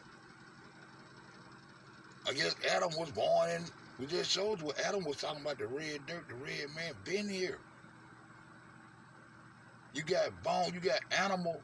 I can pull up a video where we can show you the actual research on animal fossils found as being older. Animals originated in the Americas. The Americas was a continent itself. They don't never speak of the Americas as being a continent. Motherfucker's crazy, bro. Layers, there's a gradual shift, like going from elementary to middle school or middle school to high school, where you start over again and become a freshman on a higher level. So these ethereal layers were set up like a university, hence the word universe. And each one are houses for different levels. That look like the Capitol building, right? When they got George Washington sitting up there with all the angels in the ethereal heavens and shit. It's infinite. If it is a God, he wouldn't come giving nobody else the all. You connected as individuals, man. No God or no Jew, bro. No God or no Jew, bro. Levels of consciousness for different beings of light. So the word seven is also related to the word several. It doesn't mean an ending. It just means a new beginning. Like at the end of 7 days, we get a new week. In a lot of cultures, the heavens were called the ethers. And in Egyptian culture, they were called the netters because they resemble nets. They're called ethers because they represent the layers in between realities. Just like the word either represents a transition in between two polarities. If you say, I want apples or either oranges, it's a transitional word dealing with a transitional barrier. We also see that the word ether is in the word tether because all of the ethers are tethered together. In fact, the word together are the two words tug, ether. In the churning, they churning, just like they came up with the tetragrammaton and how you even came up with the God's name. Yahweh. Hova. They come from the tetragrammaton. Damn, why, if God's speaking to you, why he just ain't give you his name? Why he just ain't give you his name? That's why we in symbols in a mathematical geometrical system. That's why all that shit. Anyway, man. Mythical depiction of Vishnu churning the Milky Sea. It's actually a conception of the one that churns the ether or that turns the ethereal pole to stir up the primordial sea. The primordial sea houses all of the elements of creation. So the churning of the ethereal sea stirs up the elements to keep them blended in marriage and unison to make up the physical creation. Without this stirring, the elements would settle in their respected layers based upon the laws of density. So life is truly a smoothie that is being churned at the point of singularity. So the conception of Vishnu churning the Milky Sea, if you imagine the conception from a top-down view, the Milky Sea of Vishnu became interpreted to us today as the Milky Way. In earlier conceptions of the cosmos, there was a great mother goddess. Her breast symbolized the sun and the moon, and as she spun around in her ballerina style, that was a way of churning the Milky Sea. And it was a mythological way of explaining the circuit of the sun and moon around the North Pole being the great mother. That spiral that the Great Mother created also became interpreted to us today as the Milky Way, being that her breasts symbolized the circuit. Galaxies are all born because at the center of all galaxies, as we've been taught by heliocentrists, there's a black hole, which is a scientific way of saying divine womb. But the black holes are always linked with fear, destruction, and chaos, whereas in ancient time they were linked to balance and recycling. So the Great Mother was replaced with the black hole at the center of the Milky Way. She's the one making the spiral of life. And the Great Mother was basically a personification of an ethereal pole, a cosmic boulevard, a highway, if you will, where energy is going up and down at the same time, creating a hyperboloid or a Coke bottle shape. So this is the whole thing about we liking women with the Coke bottle shape. She's shaped like an hourglass. And we can see this symbolism all over the place. Here's a collage just to show you a few manifestations of the Great Mother. In the ancient cosmology, all of the heavens revolved around a central axis that was personified by a mother. This became the word galaxy or galaxy, which is another way of saying the girl's axis. So I find it strange that a lot of globalists won't accept the idea of ancient flat earth cosmology, but they accept the idea of a flat Milky Way, which is a plagiarization based upon the ancient flat earth truth. Look how flat that Milky Way is, but they want to accept flat Earth. But they accept the flat Milky Way. The Milky Way flat than a motherfucker. You see that? But when you tell them water ain't gonna goddamn form no ball and goddamn go running through space, they think you're crazy. But the Milky Way flat as fuck though. In their so-called universe. I hope y'all still with me. The North Pole was said to be an ethereal pole that's responsible for the recycling of the material world. So since the body is composed of the material world, this ethereal pole is often linked to the cosmic journey and the accepting and transitioning of our energy in the afterlife. So in the depiction of Vishnu churning the Milky Sea, we see Vishnu tugging the ether. Each of the men are manifestations of Vishnu in the ethereal worlds. So there's a version of us that is occupying each alternate reality according to the ancestors. And we switch to these different versions of ourselves in a dream state. So everything, according to pre-Hellenic cosmologies, everything exists as a collective. Everything exists tethered to the ether. Everything exists together, meaning tugging the ether, tug, ether, together. Everything is tethered to the ethereal pole, and all is connected because of the togetherness of our cosmos. Everything is connected because everything sits within a primordial sea, and everything pours its energy from the center. Everything is tethered to the ethereal pole and exists as one together, again, tugging the ether, as shown in the mythical depiction of Vishnu churning the Milky Sea. These were ethereal layers that were said to play a part in the cosmic journey of the soul. Today we call these the layers of the atmosphere, but the conceptions we're giving are flipped inside out, and this is all due to the Hellenistic period. So what we gotta keep in mind is that it was said to be an infinite amount of nethers. This is a ripple effect that expands for infinity.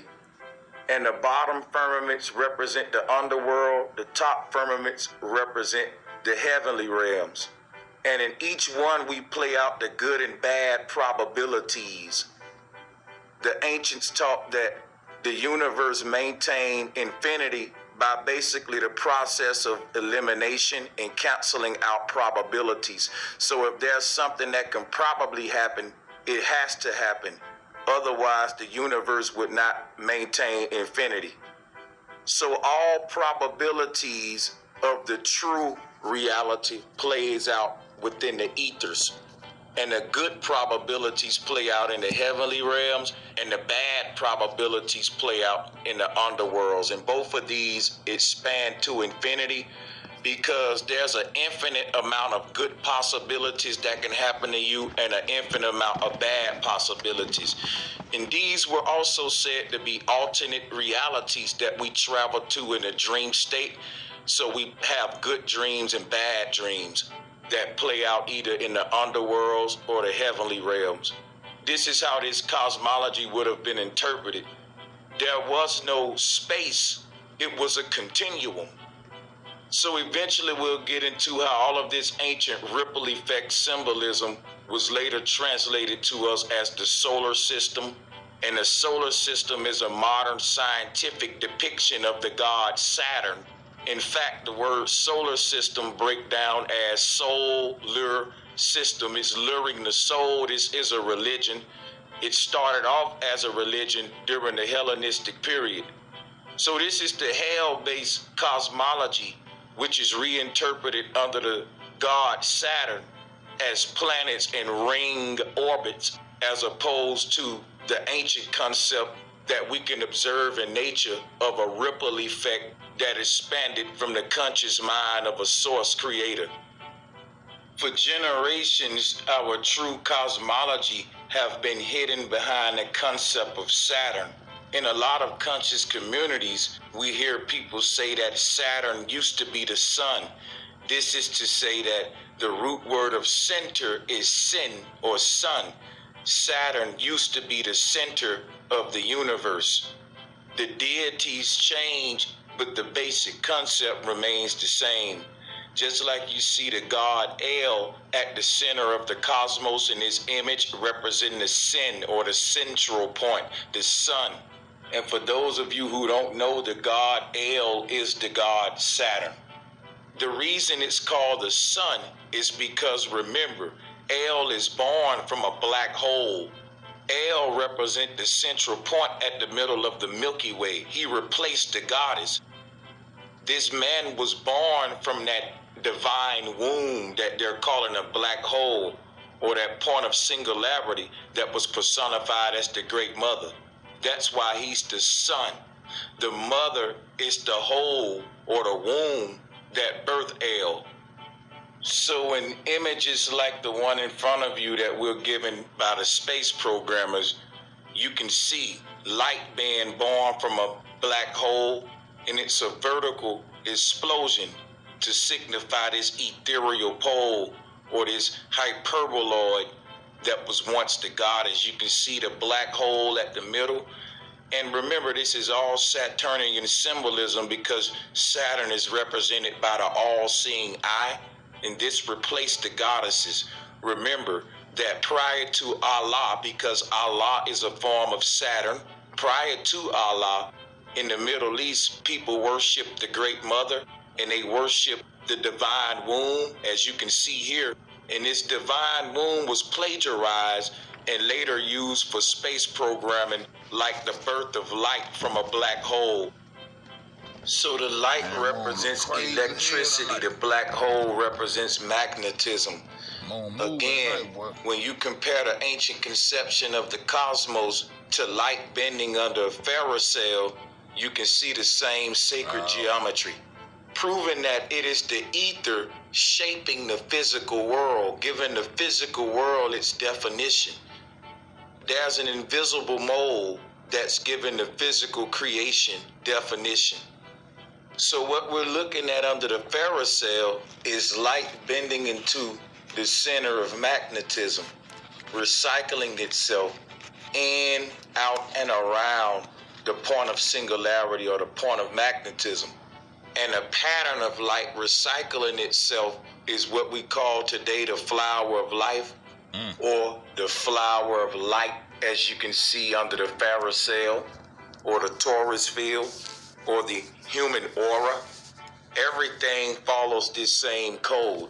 This is why the ancestors said the universe is based upon electromagnetism. And this later became Jesus' crown of thorns. And we'll be talking about that and getting into that syncretism later in the presentation. So under the Pharisee, we can see observable signs of what they're trying to implicate with the space programming of light being. The same man that got palm bomb when we connected them dots too. No dad. All my dots connect. This same man who got palm bomb by that Asian. And born by that Asian over there. Real shit. From the divine womb. So the great mother giving birth to El is being told to us in science as a black hole giving birth to a star.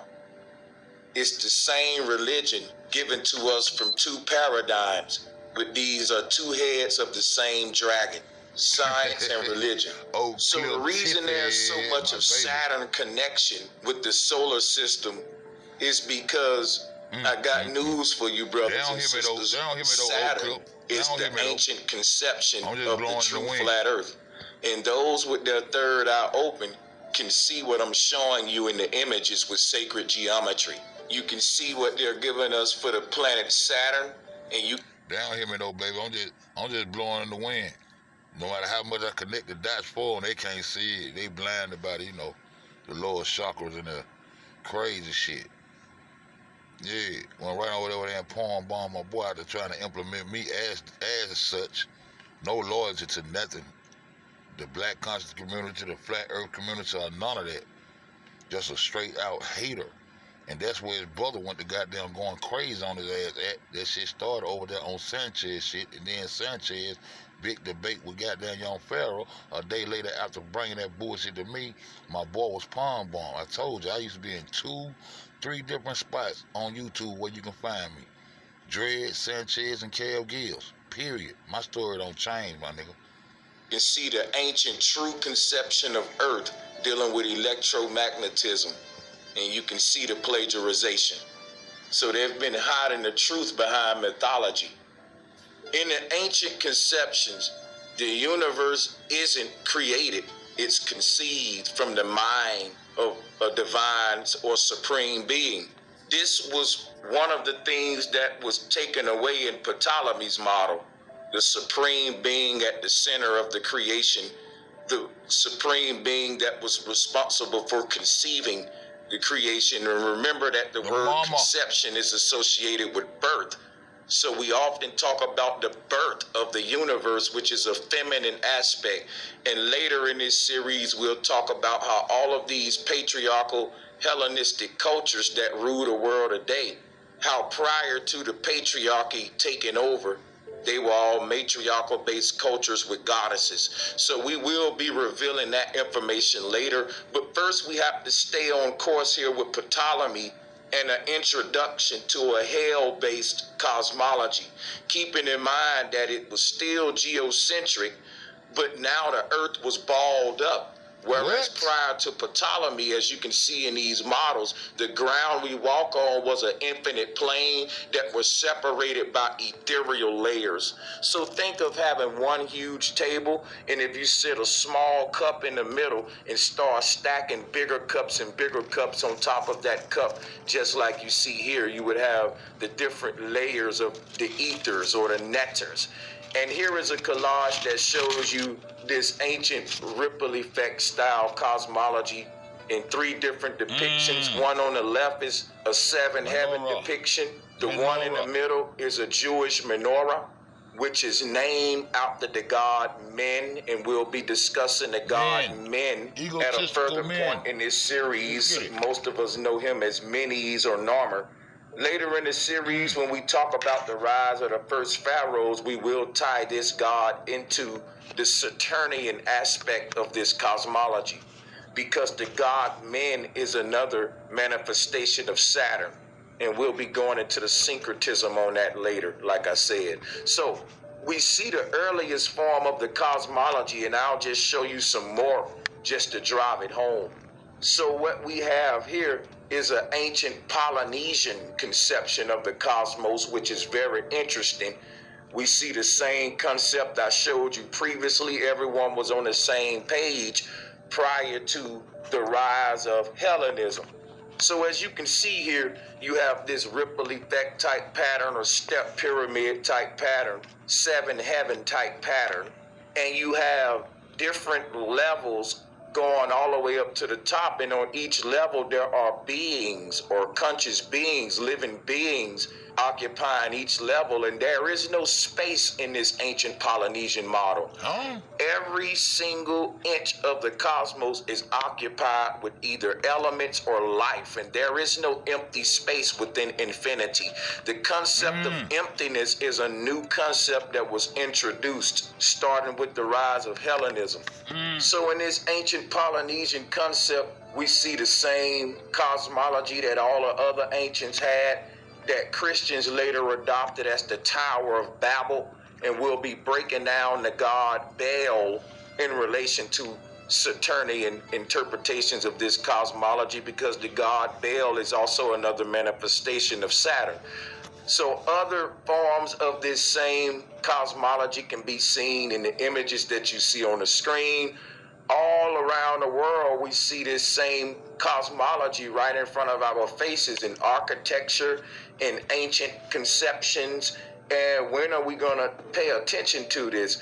This is something called a Vimana in ancient India. As you can see, this Vimana concept is nothing but this same step pyramid concept, ripple effect concept, and it's another way of the Hindu conceiving the cosmos. And we got to get familiar with this simple symbology. Here is a collage that shows you Dogon cosmology in the top left corner, because the Dogon altars resemble the cosmos. Like I told you guys, as above, so below.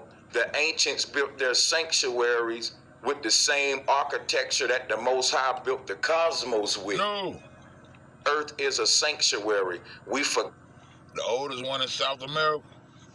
I think the oldest everything is being in South America. The rainforest, everything we need was in South America. So that what Nipsey did his last video at? I ain't know that, Tip. No, I've been skipping since you been gone, baby. Got that. That's why our sanctuaries are cleaner than the water we drink. Earth is a temple, but we forgot that. So now we got more respect for temples and churches than we do the air we breathe. So this symbolism reconnects you with sacred geometry to the beauty of our cosmos.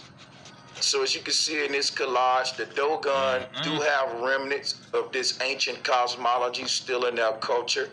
This was later plagiarized by Plato for his mythologies on Atlantis. And just to let you guys know, the step pyramids that we see all around the world are based upon ancient cosmology. This is where we get the term as above, so below. The same architecture that the Most High built the cosmos with, the ancients made structures to resemble that divine map. And we get these step pyramids all over the place. The oldest one in the world. So the ancients understood that we live in an electromagnetic universe. And when you're looking at these step pyramids and all of these ancient conceptions of Earth, it's important to understand that you're dealing with science, real science, and not the fake science that they indoctrinate us with today to hide the truth. The fact that Earth is a huge electromagnetic energy generator. And if they told you the true shape and cosmology and layout of the Earth, they would be giving you a patent on how to generate energy, because energy can't be created. It can only be generated by harnessing the power of the ether. This is lost knowledge that literally took power away from us, because the foundation of nation building depends on creating your own energy grid. So the ancients were aware of how to generate electricity. They were not striking sticks together and living in the dark like we've been taught. In fact, when you look at these concepts of the... And when niggas got down living with their own energy grids and generating their own energy from Earth, from creation, generating their own energy, generating their own crops, Somebody had to come and be in power and want 10% of your shit. Nigga ain't know they had to have no goddamn military to protect they shit. Nigga ain't know no evil entities was gonna come along and create this shit called war and steal, take, and all this old shit. Niggas enough energy out here for everybody. Cosmos that we see around the world, if you look at the pattern, for example, of the step pyramids in relation to all of this ancient cosmology that predate the Hellenistic period, we can compare those to ring magnets stacked upon each other. The way these ring magnets are stacked shows you a recreation of how the ethers were said to be stacked upon each other. So this is observable science that you can reduplicate, whereas the modern science that reinterpret and plagiarize this ancient knowledge, you cannot recreate it and reduplicate it. It's a mathematical based cosmology, and later we'll be getting into the deception behind mathematical based cosmologies. That's going to go back into Mr. Claudius Ptolemy. But first, I want you to get an understanding of the pre-Hellenic conceptions of the cosmos, which made perfect sense. And even the ancient Native Americans shared these concepts. In their mythology. They spoke of the cosmology as turtles stacked upon turtles. Here is some of the artwork from the ancient natives, and you can compare this to the British Royal Beehive, the Hindu Vimana, the Polynesian cosmos, and if you want a scientific experiment, the ring magnets. Also, this is the Hindu Tree of Life, and all of these are different buildings around the world where the architecture is a direct plagiarization of ancient cosmology. This is a... You remember when I was showing y'all, we got into investigating and researching the USSR and the Soviets, and I was trying to find the Eurasian Empire. We could never find it, but they gave us a photo of it that the so-called Romans or the so-called Germans supposedly overtook their empire. And when I showed I showed you the empire, and they looked just like that shit right there. But it was a cartoon, though. It was a cartoon. Nothing real. It was a cartoon. Yeah, I told you, when we researched that shit all the way back. We researched that shit all the way back.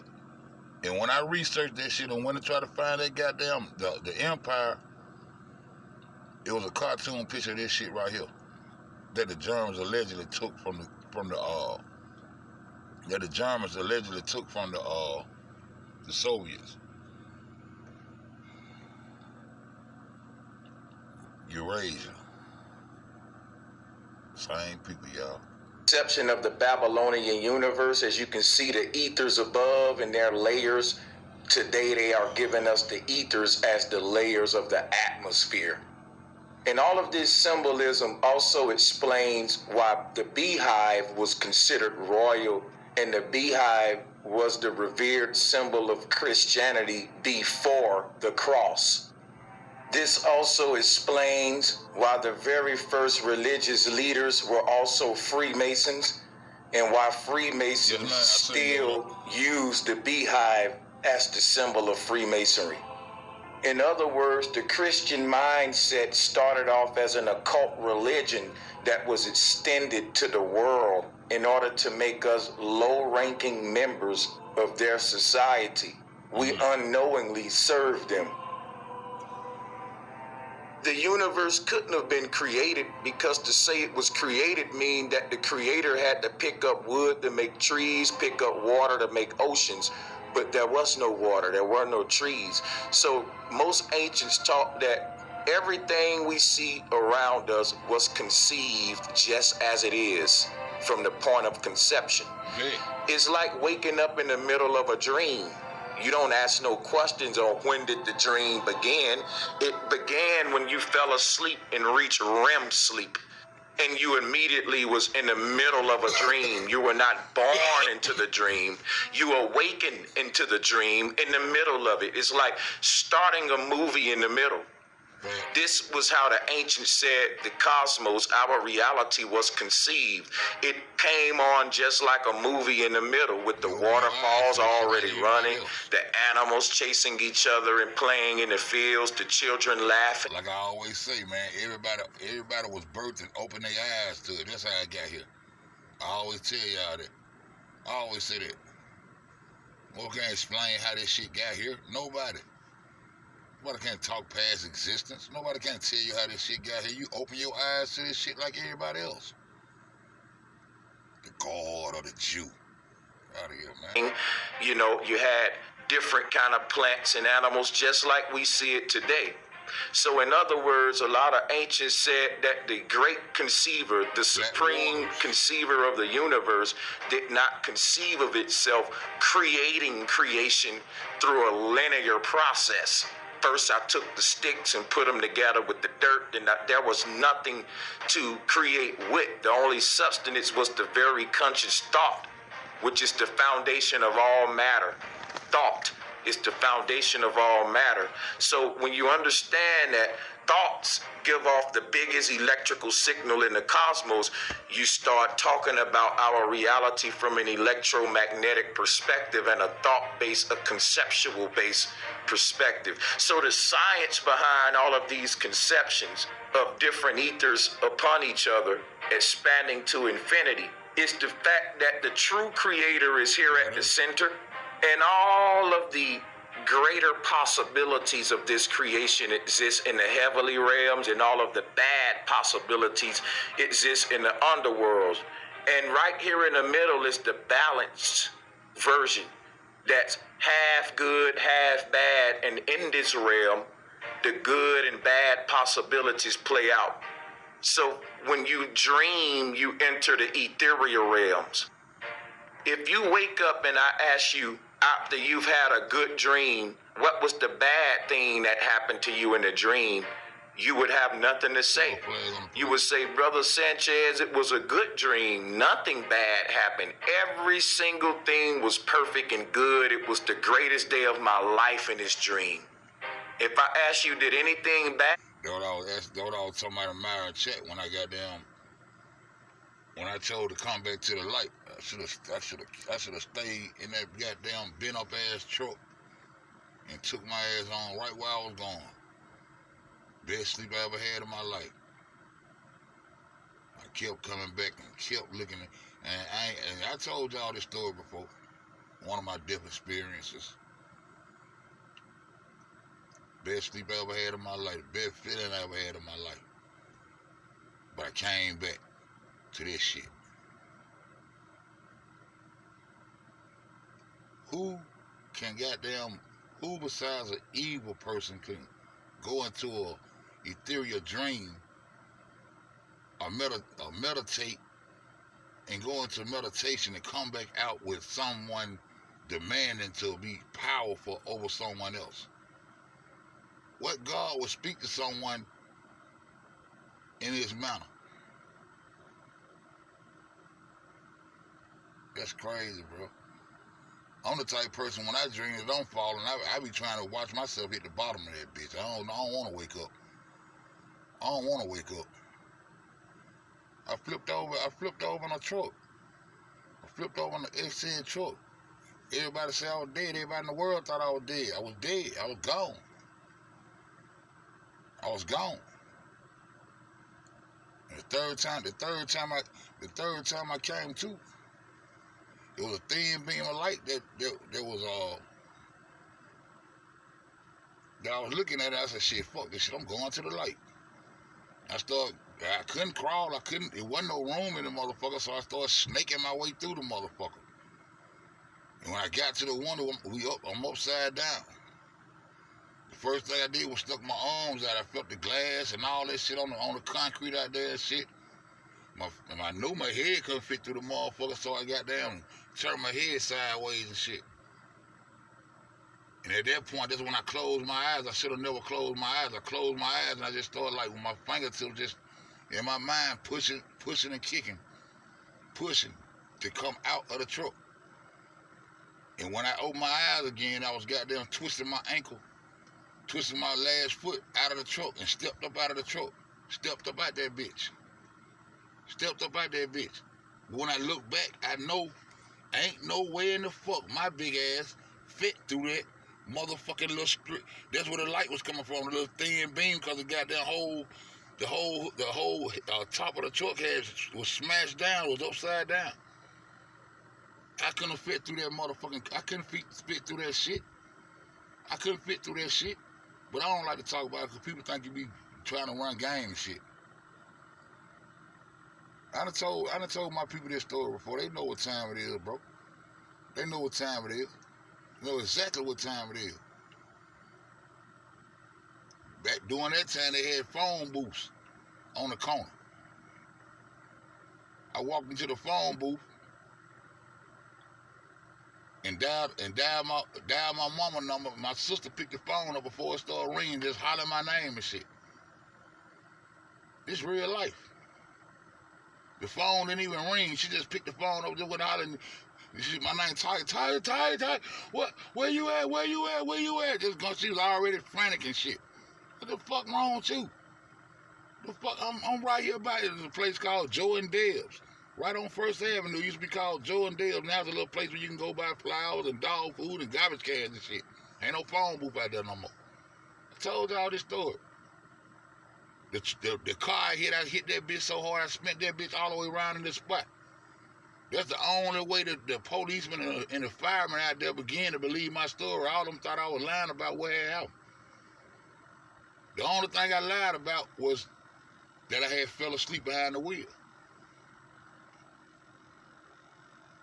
When I came to, I tried to goddamn turn the wheel to the right. Turn the wheel all the way to the left real quick, and the right side of my truck caught the back end of the rear end of a little car, and when I hit it, I went airborne. I hit that car so hard it spit that bitch around 180. It was a 180, and the guy that came out of the apartment said, when he came out of the apartment, he told the people, ain't no way in the hell he could have hit my car from right here. My car wasn't parked this way because all the traffic, it was like a 4-lane highway with with the turning lanes in the middle. First Avenue North is a goddamn main road in Birmingham. So when that guy came out and said, hell no, ain't no way in the hell I would have parked my car against traffic. My car was facing that way. So that's when they went to the back of where was the front of the car. We went to the front of the car where the contact took place, and that's when they seen all the little fragments and shit from the accident and started piecing together. Oh, so you was coming in. I told y'all which way I was coming from. I know where I was coming from. But the whole time they saying somebody inside the truck dead. They saying there ain't no way in the hell whoever in that truck is living. That's what they talking about. But I should have stayed my ass in that bitch. I'll tell y'all about it, man. Y'all just ask me about it when it's over. I'll tell y'all the whole story. That happened, you would say, no, brother, it was a good dream. Now, if you wake up from a nightmare and I ask you, did anything good happen? You would say, no, man, it was horrible. Everything bad happened. So this was the ethereal realms where reality is basically using these ethers like scratch paper to play out these probabilities. And since good probabilities are possible and bad probabilities are possible, we have good and bad dreams. Often in our dreams, you either have a good dream or a bad dream. But when you wake up, you exist in a realm where both the good and bad play out. And again, I'm giving you the... I told one guy that story. He told me, man, I can't tell you. I don't know. He told me that shit. I was looking at him like he crazy. But the way he told me how I came out that goddamn truck, that's the only thing that made sense. Cause ain't no way my big ass could have got out that motherfucker. Period. I was in that bitch for a good little while. The second time I went back out, like, man, shit. When I woke up that first time, I was like, man, I'm in that motherfucker upside down. My feet it's pointing toward it's all the way up under the steering wheel, all that shit laying on me. That's the first time I woke up, I said, man, that shit was feeling so good. I said, man, shit, fuck this shit, I'm going back to sleep. Well, I went back out. I went back off into the dogs, my nigga. I was feeling good as fuck. Started thinking about people, mostly like my mom and shit. I started thinking about shit, and I woke up. I turned my head to the side and seen that little beam of light, a long beam of light. I guess that represented the way out. You know what I'm saying? I still went back. I said, fuck that shit. And while my eyes were closed, I started thinking about kids and shit. I said, man, fuck this shit. I'm going to the light. When I came to, I wiggled my way over there to that mother and put my arms out that bitch. And when I closed my eyes, I don't know. I can't tell you what happened after that. But when I opened my eyes again, I was goddamn twisting my ankle. I had to twist my foot out of that bitch. I know I couldn't have made it out that bitch. And stepped up out that goddamn truck. Real shit. Scientific experiment which proves the architectural construct of the ancient conceptions. In other words, the way the pre-Hellenic cultures conceive the cosmos can be factually proven with this simple ring magnet experiment. Today, this is hidden behind Saturnian plagiarization. So we hear of this god called the Lord of the Rings, which is none other than Jesus with the halo today, and the solar system with the sun in the middle. That sun was called Helios. So with that being said, let's talk some more about earlier Hellenistic philosophies in Claudius Ptolemy. I just wanted to show you different conceptions of the cosmos prior to Hellenism. And again, if you want to prove these pre-Hellenic conceptions with science, here's yet another scientific proof and observation of the architectural construct of these ancient conceptions. Because if you look on the left, that's your ancient conception of the cosmos, and on the right, you have an electromagnetic energy field viewed under a ferrocell. So we can back this up with tangible science, observable science, factual science, that this is the construct of all matter, being the torus field. Now the word torus field comes from the word tor, and the Greek translated this ethereal energy as a sky god called Thor with a hammer. And the shape of Thor's hammer is how the ancients conceived the vault of heaven, or the key which is stuck into the door, which turns and unlocks the recycling energies of nature.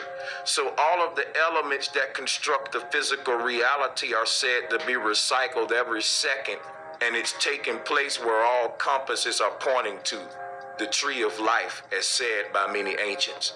What Claudius Ptolemy did, he removed the tree of life and the concept of an ethereal pole, recycling creation in real time, and he replaced that tree of life by balling up the earth into a globe and placing it into the center.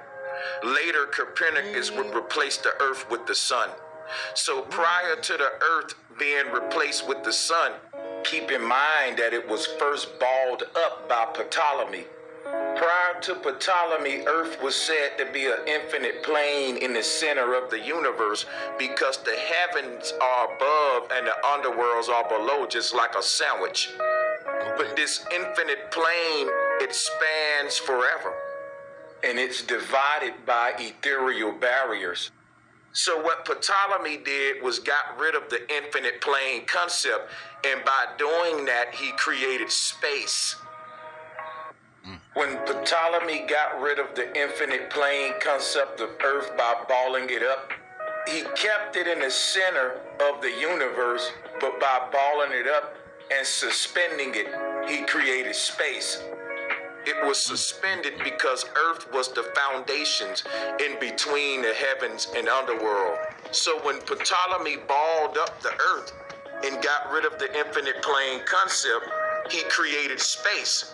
And since the foundation was removed and everything was suspended, that was the birth of the concept of this bottomless pit.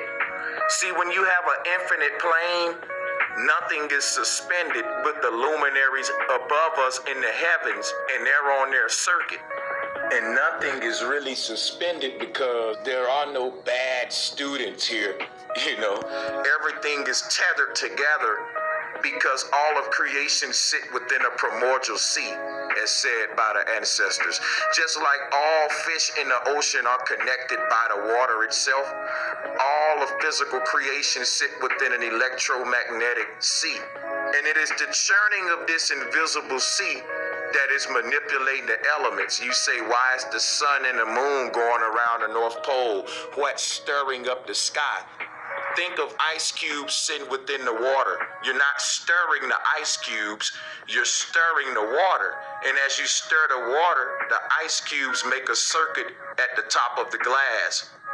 So the sun and moon are like ice cubes, and the water is an electromagnetic sea. They're actually floating on the surface of a higher ethereal level. Man, them boys took that shit. We caught the production, man. We caught motherfuckers inside the live. You know what I'm saying?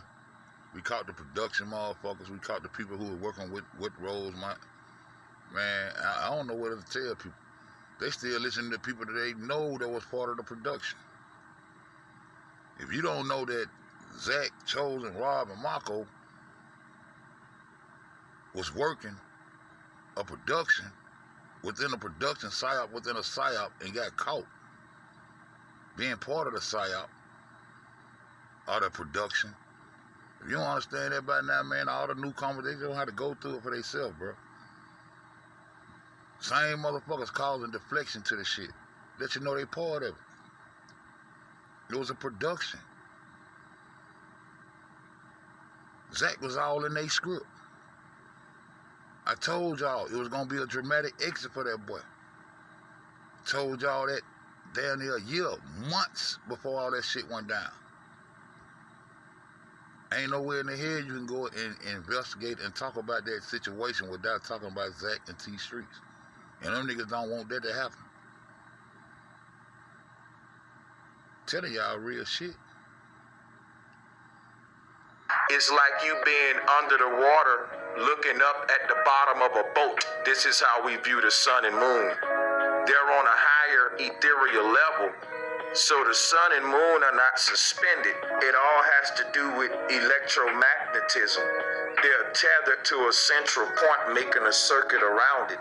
And the ethereal layers are all stacked upon each other, just like the ring magnets show you here.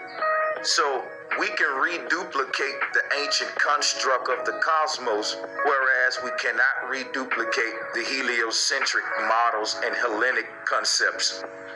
So let's talk a little bit more about what Ptolemy did, and then we'll go a little bit into who he was. Look at that compass in his hand. And we'll move on.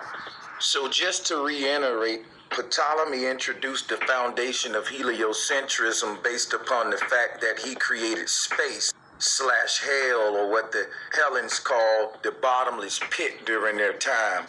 And for the first time, Ptolemy had introduced a cosmology that excluded the ether.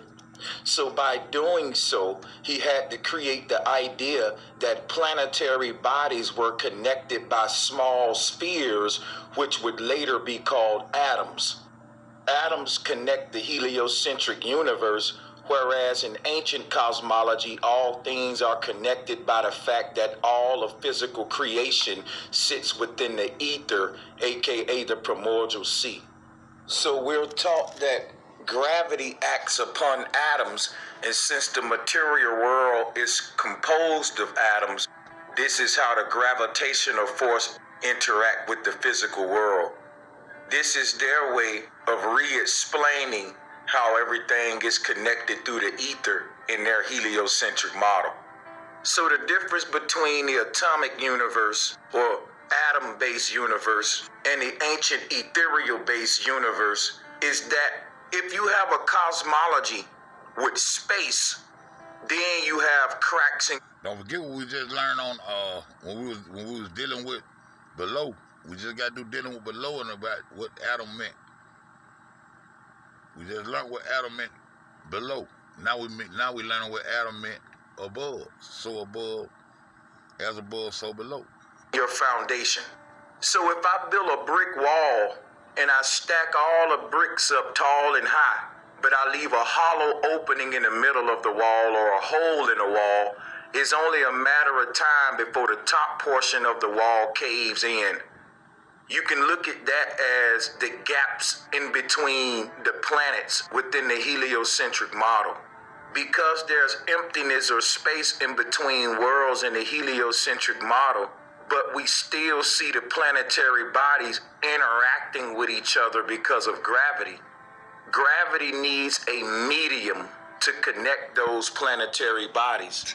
So, for example, if you take two planets and put them in water, gravity, man. as gravity acts upon the water, it would also create a trajectory for the planets. The same way I explained with the ice cubes in the water. So if water is the medium that's being stirred to move the ice cubes, what is the medium that's being stirred to move the planets in the heliocentric universe? There is no medium because we're being told it's just space, emptiness in between them. So what we see today is... So if it's emptiness in between them, what caused them to interact and goddamn in a mechanical fashion together? It got to be some kind of medium that connect them, but there is nothing there. Huh? Shout out to Uncle Shug, man. Scientists trying to clear all of that up because they realize they messed up, and now they coming with a concept called dark matter to fill in the gaps in space. But I just got to tell you, they can't give you a definition of this dark matter. This that new shit I told you they gonna restack these books, bruh. One lie gonna have to tell another lie, gonna have to tell another lie. They can't tell you what this dark matter is. You get my email. I'm gonna have to go check it out. Let me get through this. I think I'm gonna have to, I gotta check you out. They can't tell you what dark matter is. Now they want to come with the carbon fiber. Okay. They gonna come with something, man. They gonna come with something. The water ain't balled up on this goddamn. Man, look at them, man. These folks here, bro. They is not gonna give up. Can't give up. But we can wake up. So if dark matter is present, then that kind of debunks space. I mean, if you think about what the ancients taught about the ether, they said that the ether was that which fills all spaces. This is why ancient cosmology cannot coexist with modern heliocentrism, and this is why the ether cannot coexist with space, because the ether fills all spaces. So today, since we've gotten rid of the ether, they have to compensate with a mysterious force called dark matter. So Ptolemy's model created space and thus the need for a new point of singularity. And this is how we come with the Big Bang concept. Within space, there have to be a central axis for all of the galaxies to circuit around, because you're talking about an expanding universe that expands from a point of singularity. And as things expand, they also create spiral orbits around that point of singularity. When Ptolemy balled up the Earth at the center of his geocentric model, the new point of singularity was the Earth itself, whereas prior to that it was the tree of life.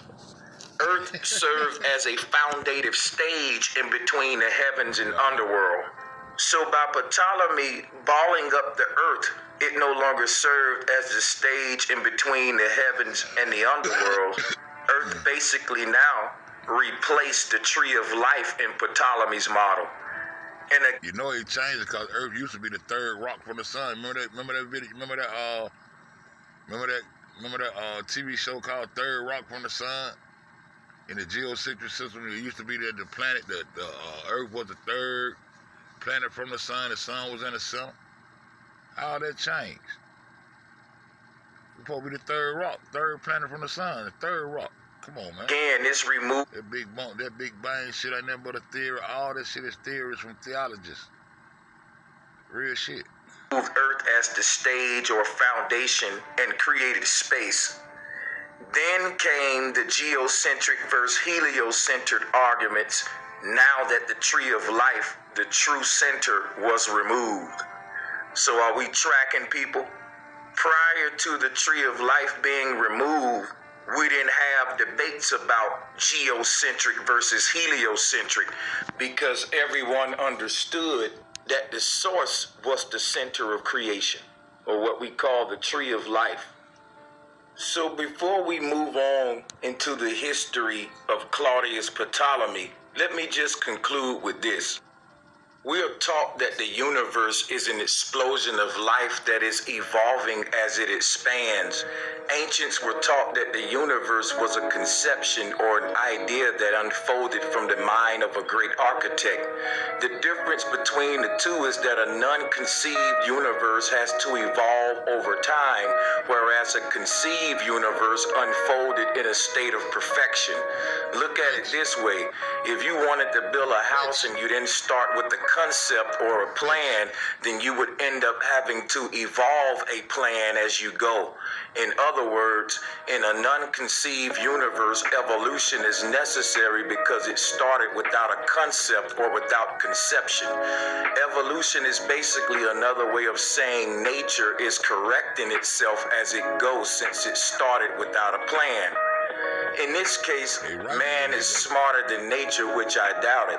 The ancients said that all of creation unfolded from the mind of the conceiver just as it is, meaning that the conceiver did not conceive of itself creating in a sequential order where one thing was created first and then something else second.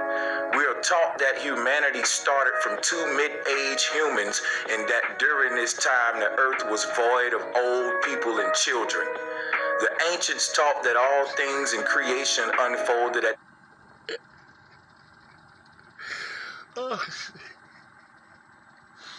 Sanchez crazy. Man, Sanchez crazy. He killed them right there.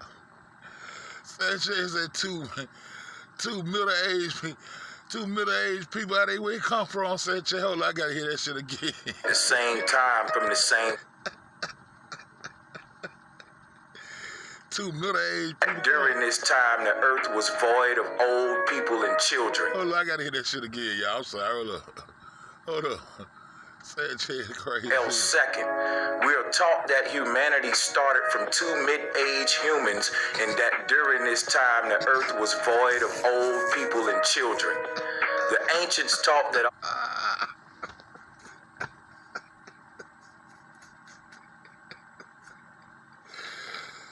Hey, what that dude that said goddamn humanity started in Africa? Man, we gonna have to get that, we gonna have to script that layer up off you, bro. What that dude? Man, don't nobody know when humanity started that, man. Get nigga got the goddamn I don't know, IDK. IDK is all right not to know something, man. That's crazy. I gotta hear it one more time. All things in creation. Yeah, that nigga slick with it. Conceive of itself creating in a sequential order where one thing was created first and then something else second. We are taught that humanity started from two mid-age humans and that during this time the earth was void of old people and children. The ancients taught that all things in creation unfolded at the same time from the same place. In other words, when the conceiver conceived our reality, it conceived it with all ages of humans, all ages of trees, and diversity did not have to evolve from a primitive state. If you think about what we are taught about the universe, we are told that when it fully expands, all life will end. Now, doesn't that suck? Because at the depth of the heliocentric universe is its most perfected phase of evolution, according to heliocentrists. Take a minute to think about that. We are told that the universe started from a primitive state and it gets badder and badder over time. So when the heliocentric universe reaches its climactic point, it'll be the most perfected phase of evolution. In other words, in the heliocentric universe, When nature finally evolved to a phase where she's gotten everything perfect, it'll be all over at that point. Claudius Ptolemy. The only thing you can do with perfect is respect it or fuck it up. That's the only thing you can do with perfect, man. That's what I teach my kids. The only thing you can do with perfect is respect it or fuck it up. Because as soon as you do one thing to it, you just fucked up perfection. If creation was a perfect creation, they doing a good job of fucking it up every second of the goddamn day. You know what I'm talking about? The only thing you can do with perfect, once something is perfect, all you got to do is sit back and admire it, respect it, not fuck with it, not try to say you the cause of it. I know how I got here. This what happened and all that old shit. Nigga, you don't know shit. Just sit back and goddamn admire and enjoy your time within this perfection, nigga. But you got to fuck it up, ain't you? Because you want power over everything in it. Shit crazy. He was a Greek mathematician, astronomer, geographer, and astrologer. He lived in the city of Alexandria in the Roman province of Egypt. He cited Greek philosophers and used Babylonian observations and Babylonian lunar theory. So a lot of Ptolemy's concepts was inspired by ancient Babylonia. During that time, the god of the Babylonians was the god Marduk. This is important to note because Marduk is yet another manifestation. Don't forget they supposed to be going to Mars this year now. We ain't gonna let them off the hook. They supposed to be going to Mars now. They done sold motherfuckers tickets and everything to go to Mars and shit now. Huh? Shit. Of Saturn to the Babylonians during that time, and is the god of a Hell-based cosmology. So Marduk in Mesopotamian religion, the chief god of the city of Babylon and the national god of Babylonia. As such, he was eventually called simply Baal or Lord. Originally, he seems to have been a god of thunderstorms. This is the god called El by the Hebrew, and this is the Lord that spoke in Genesis. The thunderstorm concept is also seen amongst gods like Thor. So in the collage on the screen, what you will see are 8 different gods that can all be synced to the same concept. In the top left corner, you have the god Hades or Odin. Hades was the god of the underworld. In other words, a personification of this bottomless pit. Hades was the mythological personification of the driving force of the heliocentric model. You can see beneath Hades, there's a god by the name of Aten to the Egyptians. Remember that another form of Hades is again the Norse god Odin that you see in the top left.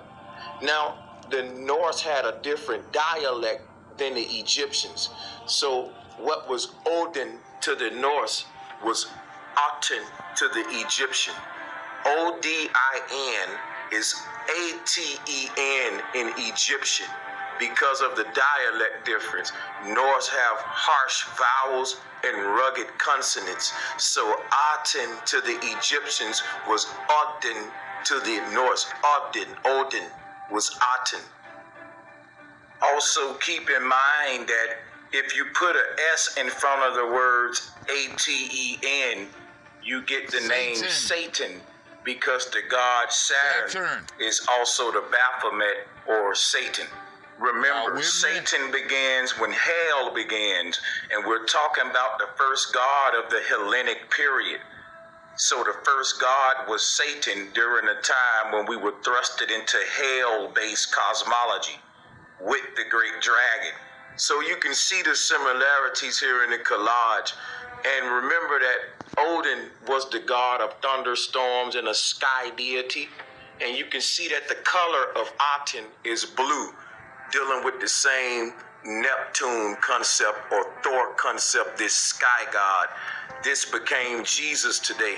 So the blue is dealing with the ethereal heavens, not necessarily the blue sky above you, but this is the same reason why the sky god is Nut was depicted in blue.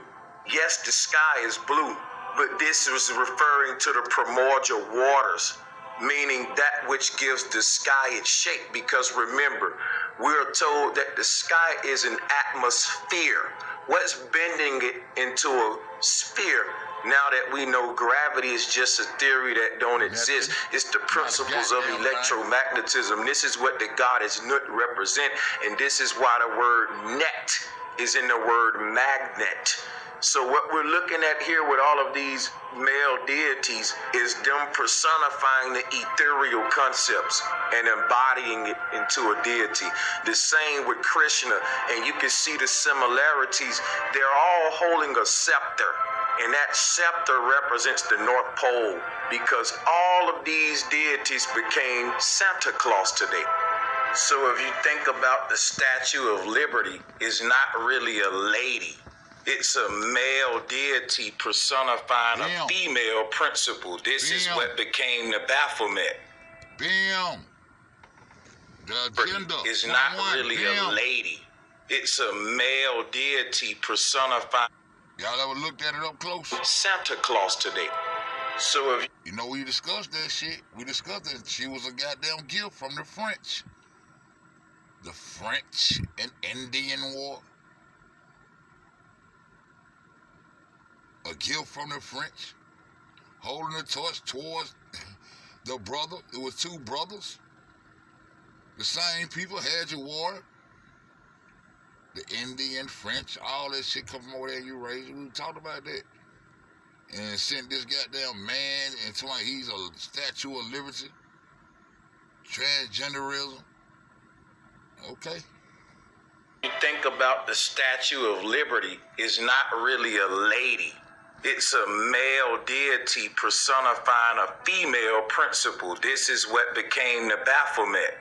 So if you look at the color of the Statue of Liberty, it's the same color blue that Aten was depicted in, and instead of a scepter, they give it a torch. This was also a god called Idagda to the Norse. So we can see that the Norse was being influenced by the Hellenic world as well. Remember that I told you I would show you the Saturnian syncretism with all of this? Here's what you're looking at right now, people. All of these are manifestations of the god Saturn. Remember that Saturn is an anagram for Santa. Santa didn't just sit on a big chair. This was another way of saying Odin on his throne. The god that you see in the top, the third god on the right, name is Serapis. There was a period of time where he was called Zeus Serapis, showing you the transitioning between him and Zeus. It's the same concept. In other words, the same God in different names for different generations over time. Today we say Jesus, which is Jesus, our form of Zeus or Odin, which is showing you we still are in a Hellenistic society. So we move on and we see the god Thor in his famous pose where he's raising his arm in a 90-degree angle with his hammer. And remember that the hammer is magnetic because that's his form of the scepter representing the magnetic North Pole. Thor is a form of Santa Claus, remember, or Odin, or Normer, Nimrod. Speaking of Normer, that would be him in the bottom right corner in the same famous identical pose as we see the Nordic Thor. You cannot argue with the syncretism on this one, folks. So if you look at that 90-degree bend in the arm, that is why we pledge of allegiance in that way today. And remember that this is the God that initiated the Bible. This is the God that said, let there be light in the Bible. This right here is the first God of the New World Order, which started the Pantheon. And the root word of Pantheon is Pan. And as you can see here, the syncretism between Saturn and all of the other deities that I mentioned. Where they get it from, Tip?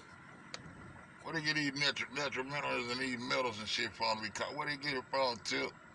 Oh, Cliff Tippy, my mom's spotted cell. And the goat god Pan, which is the Baphomet. or the Lamb of God, what we call Jesus today. In ancient Egypt, they called him the goat of Mendes, and the root word of Mendes is men, dealing with the guy in the bottom right corner. Men, amen. Amen at the end of your prayers is this same deity, Minos, Minis.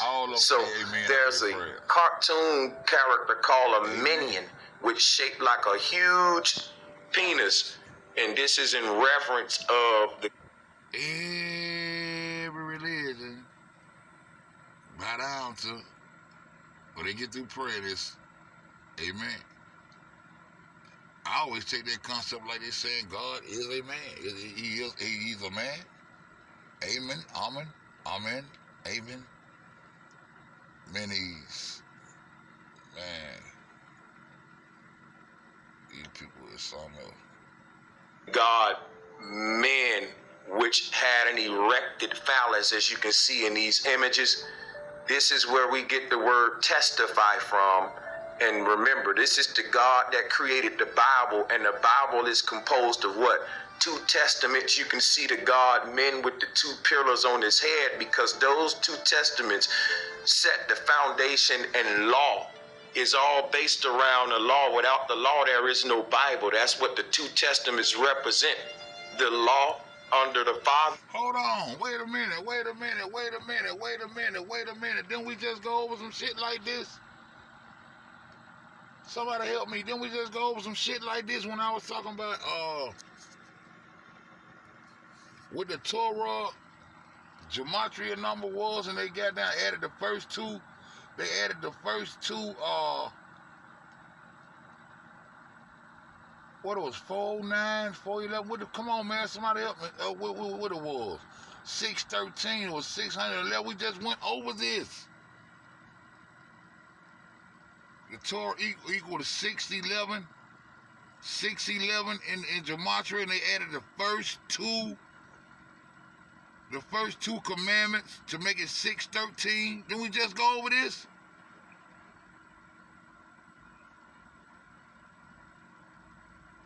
Where you eat at? We just went over this. Let that shit play about 2-3 nights in a row, listening to that shit. I know y'all thought I was crazy. What the hell fed this and that this shit for? I listen, hey man, look. I listen to 2 hours worth of shit just to goddamn give me 2 or 3 points out of that shit. When I be playing that shit like that, it's 2 or 3 points that I'm really trying to hit. And I don't want to miss them while I'm asleep. I like to listen to all of it, but I be going there to get me some dots. I be going to that bitch to get me some dots. I play connect the dots. Fuck that shit. We just went over this. Now tell me that don't connect. Tell me that don't connect. We just went over this. In Jewish gematria. Oh, we probably been goddamn listening to the goddamn. I told y'all we was gonna listen to gematria for beginners. We might play that tonight over sleep. But goddamn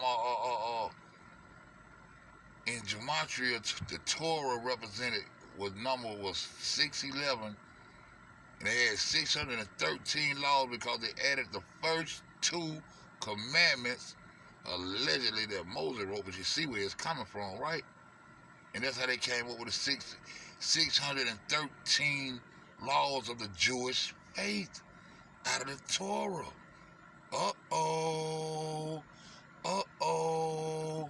And then the law embodied through Christ. That's a dot for me, though. I don't know about y'all, but that's a dot for me. It's around the law. Without the law, there is no Bible. That's what the 2 testaments represent. The law under the Father, and then the law embodied through Christ. I gotta listen to this shit. You can see the God, men with the 2 pillars on his head, because those 2 testaments set the foundation, and law is all based around the law. Without the law, there is no Bible. That's what the 2 testaments represent. The law under the Father, and then the law embodied through Christ.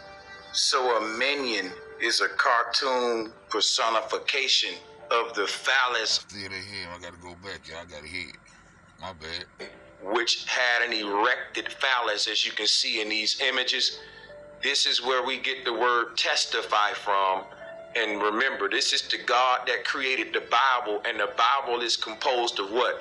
2 testaments. You can see the God men with the 2 pillars on his head, because those 2 testaments set the foundation, and law is all based around the law. Without the law, there is no Bible. That's what the 2 testaments represent. The law under the Father, and then the law embodied through Christ. So a minion is a cartoon personification of the phallus of Menes, because the phallus of Menes represent the royal bloodline of the first king that's still ruling the world today. More reverence to this phallus is the obelisk, what we call the Washington Monument. Another translation of the name Men is M-O-N, which is Mon, and the root word of monument is directly related to men. So the minions resemble the monument. The very first monument was in honor of the first kings. During the age of the goddesses, we didn't erect monuments for men. So the raising of the obelisk was called the erecting of the obelisk, and it was a ritual to say, in layman's terms, the king's erection. The phallus of the first king was erected. In other words, it wasn't soft. So when you raise the obelisk, it's another way of saying from going from soft to hard on a sexual level, because the carrying on of royal succession depends on sex. It also depends on them controlling their reproduction while slowing ours down.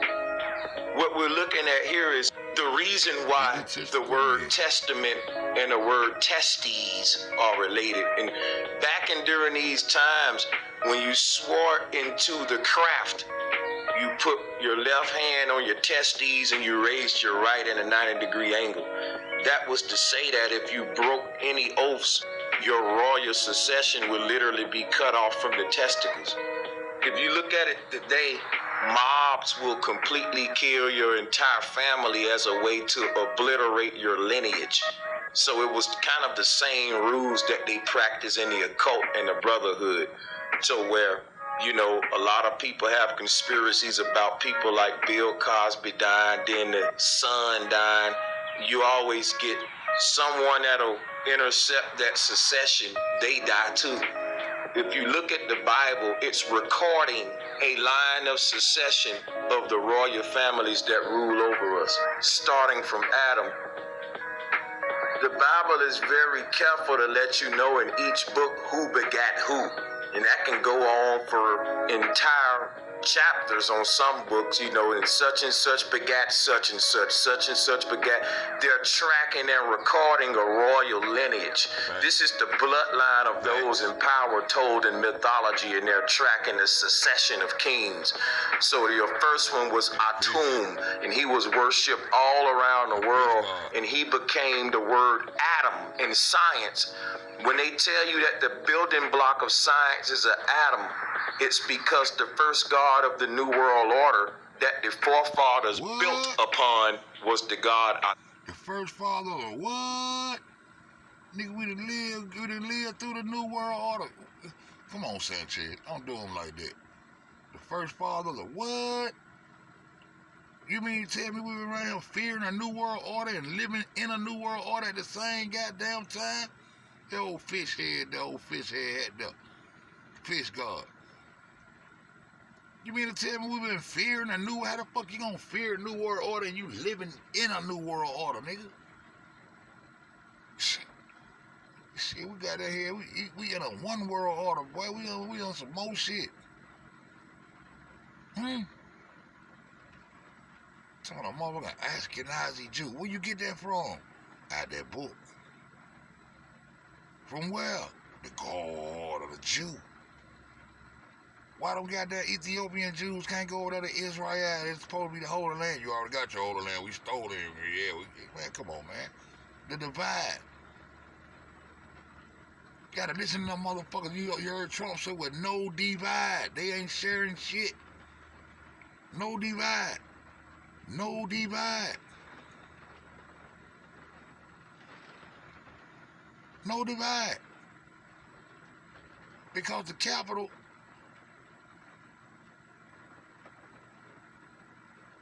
will not be divided. They're going to claim Jerusalem as the capital of Israel with no divide, meaning the Palestinian would not be, man. It's all about these states. They're crying about being states. They're crying about being state. The Palestinians don't recognize Israel as being a state, and they don't recognize the Palestinians as being a state, and they fighting over a land called Canaan. These same fuck-ass wars. Same fuck-ass wars. Holy wars.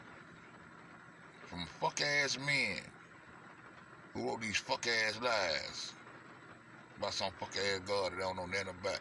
It's these people talking. There ain't no God talking. I know these people talking, man. Come on, son. Tomb, and we'll be talking more about that later as we get into the rise of the first pharaohs. But at this time, I want to expound on the reason why I even built on Marduk, because Ptolemy was inspired by a lot of the Hellenic concepts surrounding the god Marduk. Something interesting that you want to keep in mind is that the etymology of Ptolemy is Ptolemaeus, which literally means warlike or war. Okay, so we know that when the Ptolemies came on scene, that was the beginning of the first world wars on earth. Or what we call the gender. I slept on this today. I slept through this today. I ain't hear this part. You hear that shit? You hear this shit, eat? Then we just look up the goddamn First World War. It just so happened that the First World War recorded by these people in his history is where they wrote these fake-ass stories about taking over shit from the Kemetics. In a land called Mesopotamia, there was this god came out the sky and said, hey, yo, Abram, come over here and go with me, fuck that shit. The people out of Kush supposed to went up through Egypt, over the mountain, go over in the desert and just started fighting like a motherfucker for no reason at all. Come on, Sanchez, I slept this today. I looked at most of this video, I went to sleep. Y'all know how I do. Get them dots connect. See what I'm talking about? Wars that led us into the Genesis. The goddamn all these world holy wars and shit. What God wants to be warring with each other? Ptolemaeus, which literally means warlike or war. Okay, so we know that when the Ptolemies came on scene, that was the beginning of the first world wars on earth, or what we call the gender wars that led us into the Genesis in the Bible under the rule of Adam or Atum.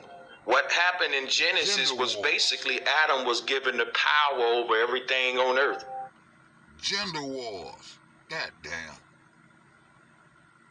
In the Bible under... My bad, y'all. I'm sorry, y'all. Hold up. Beginning of the first world wars on earth, or what we call the gender wars that led us into the Genesis in the Bible under the rule of Adam or Atum.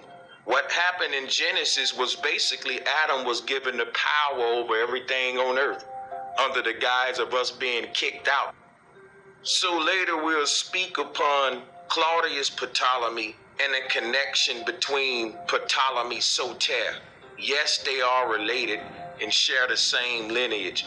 And there's a reason why most of your rulers were also astronomers, because science was law. Law-based science versus census and observation-based science is what we're talking about today. You have a science based upon laws, and we're not talking about natural laws, you know, the laws that govern nature. We're talking about man-made laws that work against nature and that stopped us from following the natural laws. These were the laws that removed us from nature, or like the Christians say, got us kicked out of the Garden of Eden. Laws that came from mythological gods that control the elements, like Thor. You're talking about pseudoscience. So we can't reduplicate none of the theories that govern the heliocentric universe because they're based upon mythology, and this is why all of your planets are named after Greek gods. just to stay on track on Ptolemy here, we got to keep in mind he was also inspired by Babylonia, which worshiped the god Marduk. Now the word Mar is a synonym for war. So the word Mars is also the word war, and the god Mars was also a god of war. The reason why the god Marduk was a god of war is because the Ptolemies marked the first major world wars on the earth and the beginning of what we call the New World Order. So when we talk about the first pharaoh, we're only referring to Egypt's ruler. There were many gods or lords. There was no word for president during that time. The religious leaders were the government, and they were referred to as lords, gods. So when you're reading in the Bible that the Lord said this and the Lord made this law and that law, we're talking about literal historical events that's being told through mythology. So again, Hellenism's rise marks the start of the New World Order and of law and government. Narmer was said to be the first pharaoh in Egypt. And again, the first pharaoh only refers to Egypt's ruler. Again, there were many gods, and some of them had different titles that was all equivalent to the Egyptian word pharaoh. So this marking the beginning of law and government, and we got to keep in mind when we're imagining this setting that there was electricity on Earth. They don't want you to know that the concept of generating electricity is one of the oldest things on Earth. Our ancestors went striking sticks together, people. So we got to understand that as we take in the rest of the information. So with the rise of these first rulers, it marks the beginning of paying for energy. So you ever wondered why with the rise of the first pharaohs and government in Egypt happened during the same period that money and taxation first appeared on earth? So what were we paying for during this time? Because there was still a lot of bartering and trade going on, even with money being introduced.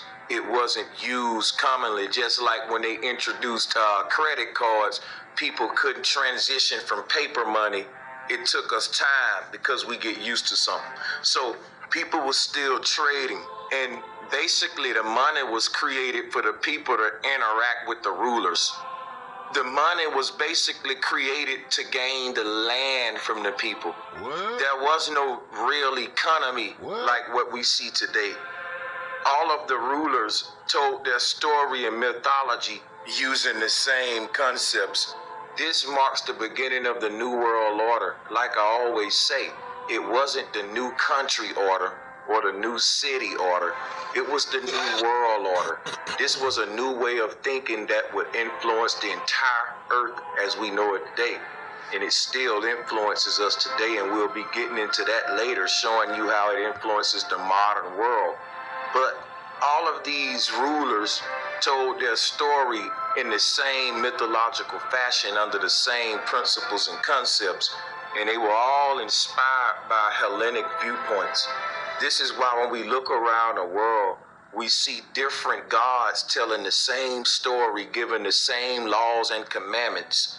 So what we got to realize is that the ancestors knew about generating energy, and I already went over that with the ring magnets and the ferrocell, showing you how ancient cosmologies were synced to the secrets of energy generation based upon the fact that the earth is a huge energy generator. So you can reverse engineer that cosmology into energy systems. The ancient world had an energy grid. And a lot of places where we see ancient ruins and structures today that was running water and lights on. The question is, what moved the children away from our ancestral lands?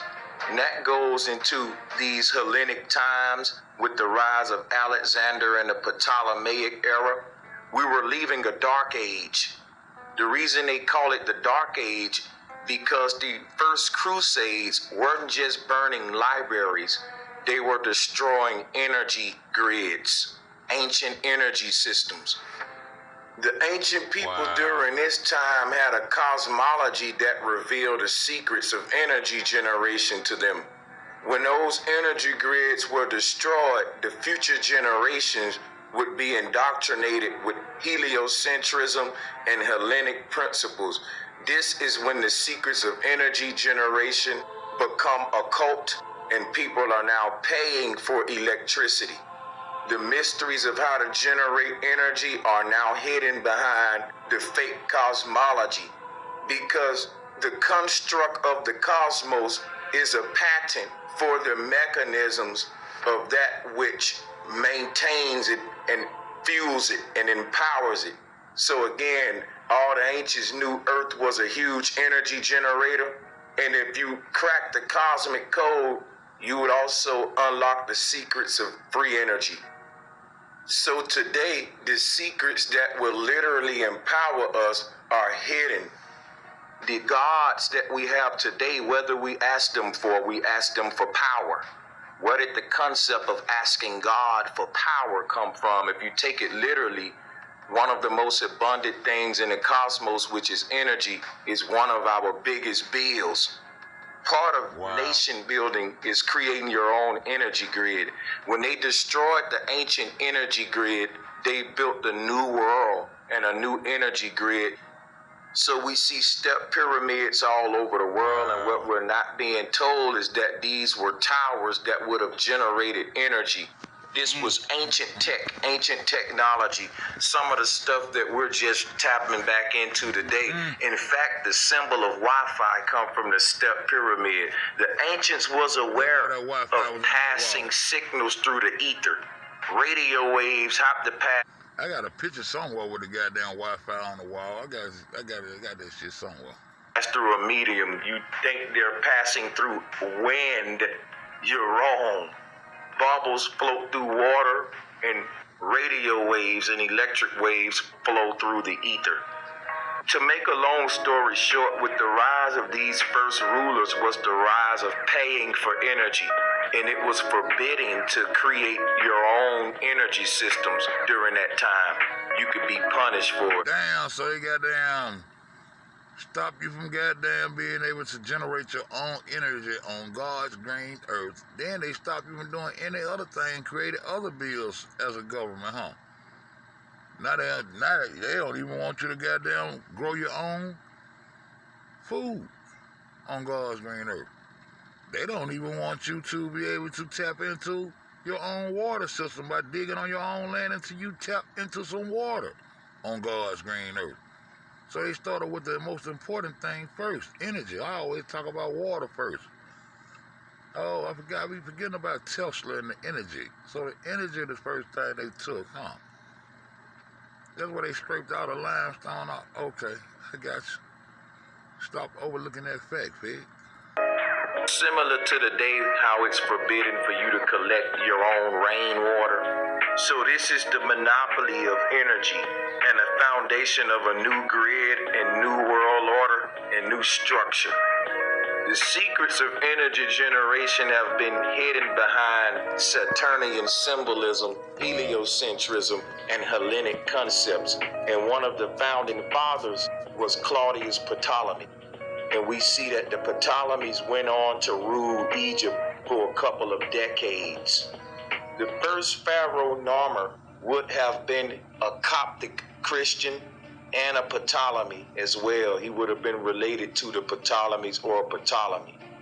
I just wanted to go into all that to give you a little bit of Ptolemy's inspiration coming from Babylon and a little bit about the god Marduk and what was going on in that time.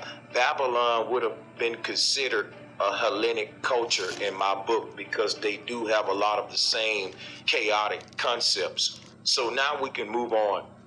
So keep in mind, just for the record, that another form of Marduk and Neptune and all of these gods was Jupiter.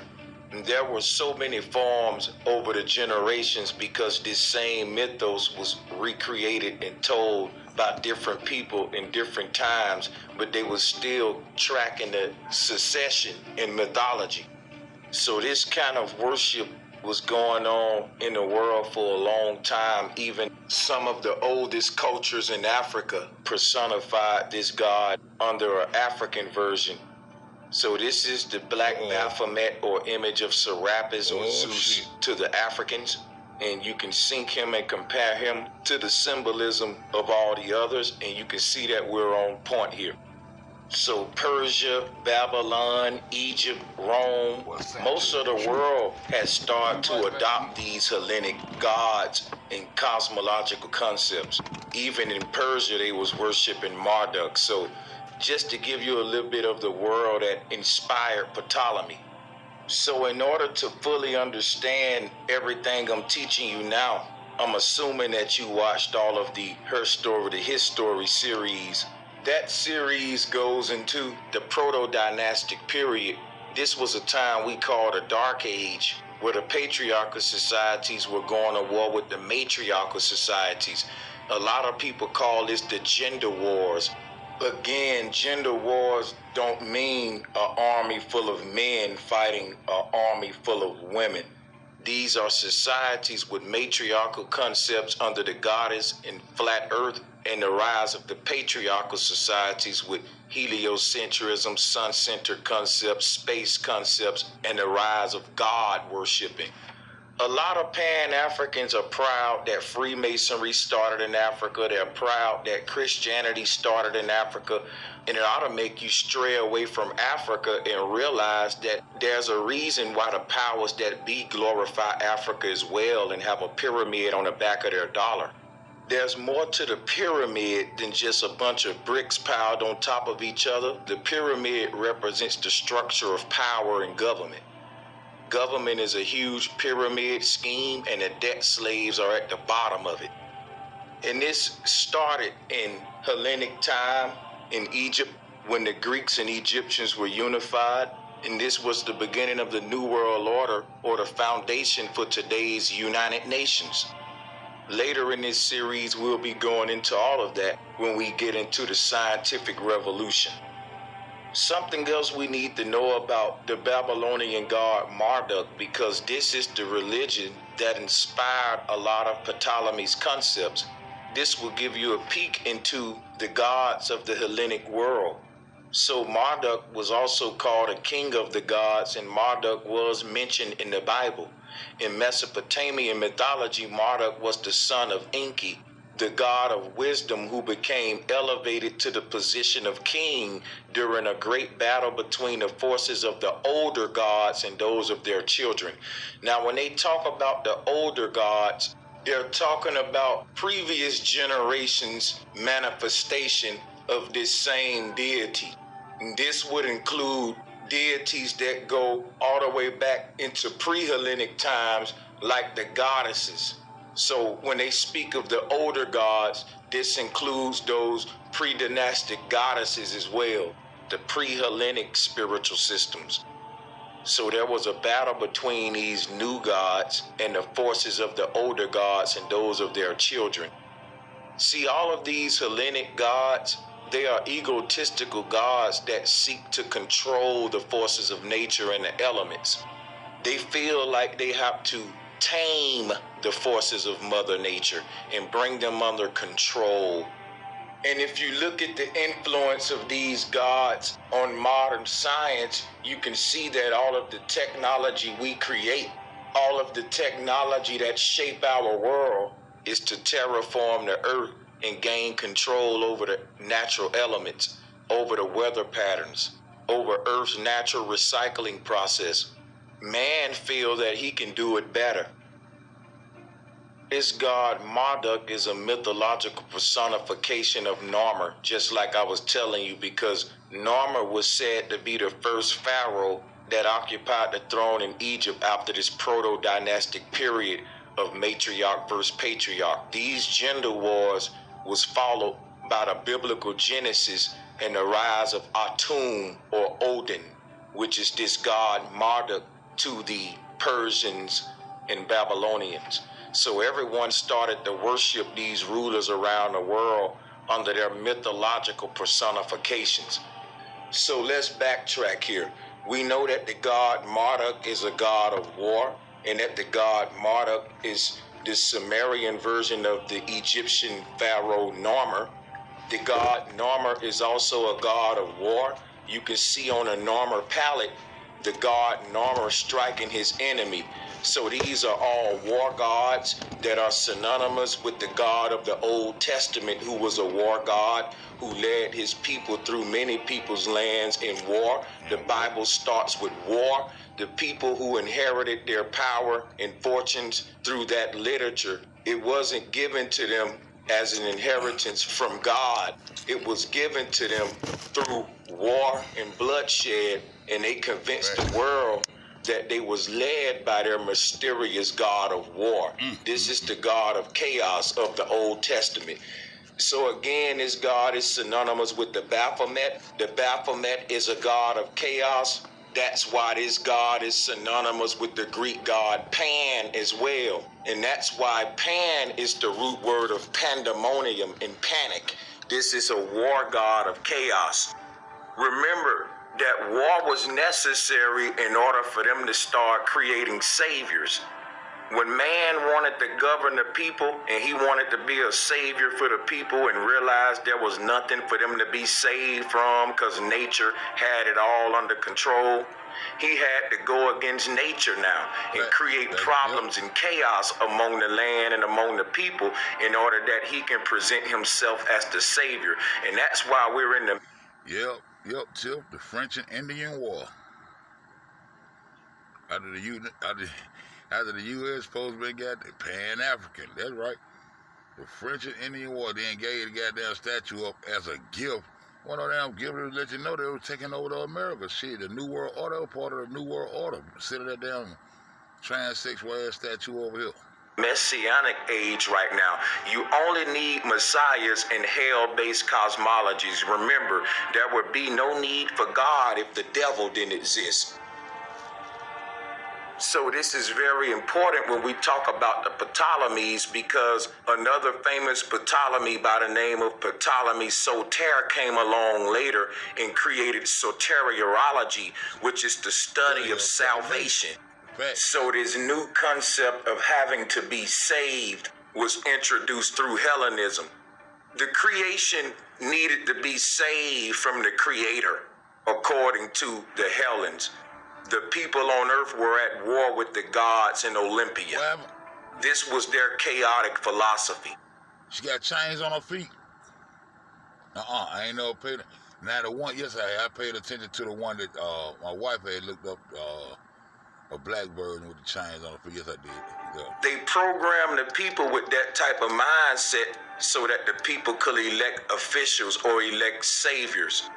There would be a need for messiahs in mythology and saviors among men in this new order out of chaos type of government structure. So a lot of people also sync the god Marduk to the god Yahweh. Marduk, Sumerian for solar calf, was the name of a late generation god from ancient Mesopotamia and patron deity of the city of Babylon. It was Marduk whom Cyrus the Great of Persia credited with the inspiration to allow the Jews to return to Jerusalem and rebuild the temple of Yahweh. So the name Marduk means solar calf. Remember that the god Marduk was also called Baal. And if you look at this image of the god Baal, this is another manifestation of Marduk. Marduk is the solar calf. This god Baal is a calf, and the ripples around the calf represent the ethers. This calf was also called Hathor to the Egyptians. Remember, Thor is also the god Thor, or the god Baal. And the name is called Baal is because of the sacred geometry. If you look at these deities, the sacred geometry is that of a Baal. This has everything to do with your Liberty Bell concept. The ringing is taking place at the North Pole. So yes, you have a feminine form called Hathor. Remember, Thor's hammer represent the horns of Hathor, and it all just is different sacred geometry or applications of the vault of heaven. The Thoris field, Hathor, the god Thor, the solar calf being Marduk. This solar calf was spoke about in the Bible as the golden calf that existed before the law. The people was worshiping the golden calf. So this is the part where the Bible is tracking a part of history where they was transitioning from the worship of Marduk to other translations of this same God like Serapis. But this God is called by many names all around the world. And each of these gods are synced to the rulers of that region, indoctrinating their sheeple with the same occult concepts. This is the foundation of all government, because remember what I told you earlier, when man decided to govern the minds of humanity and to be a savior, he saw that we needed nothing to be saved from, so he had to create chaos so that he can now come with the order, and that's the savior. The chaos only exists in our mind in the form of this bogus cosmology that we believe in. So the foundation of government is purely mental. That's why it's called government. It's mind control. They're governing the mental. And by doing that, they can control the body.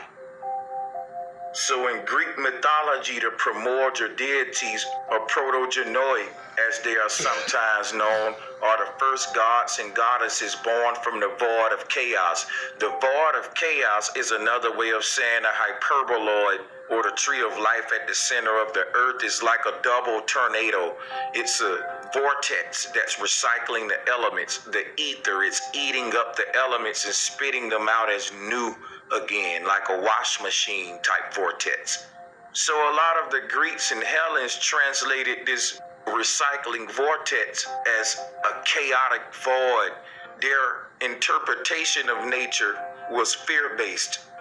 So it was said that the first gods and goddesses were born from the center of magnetism.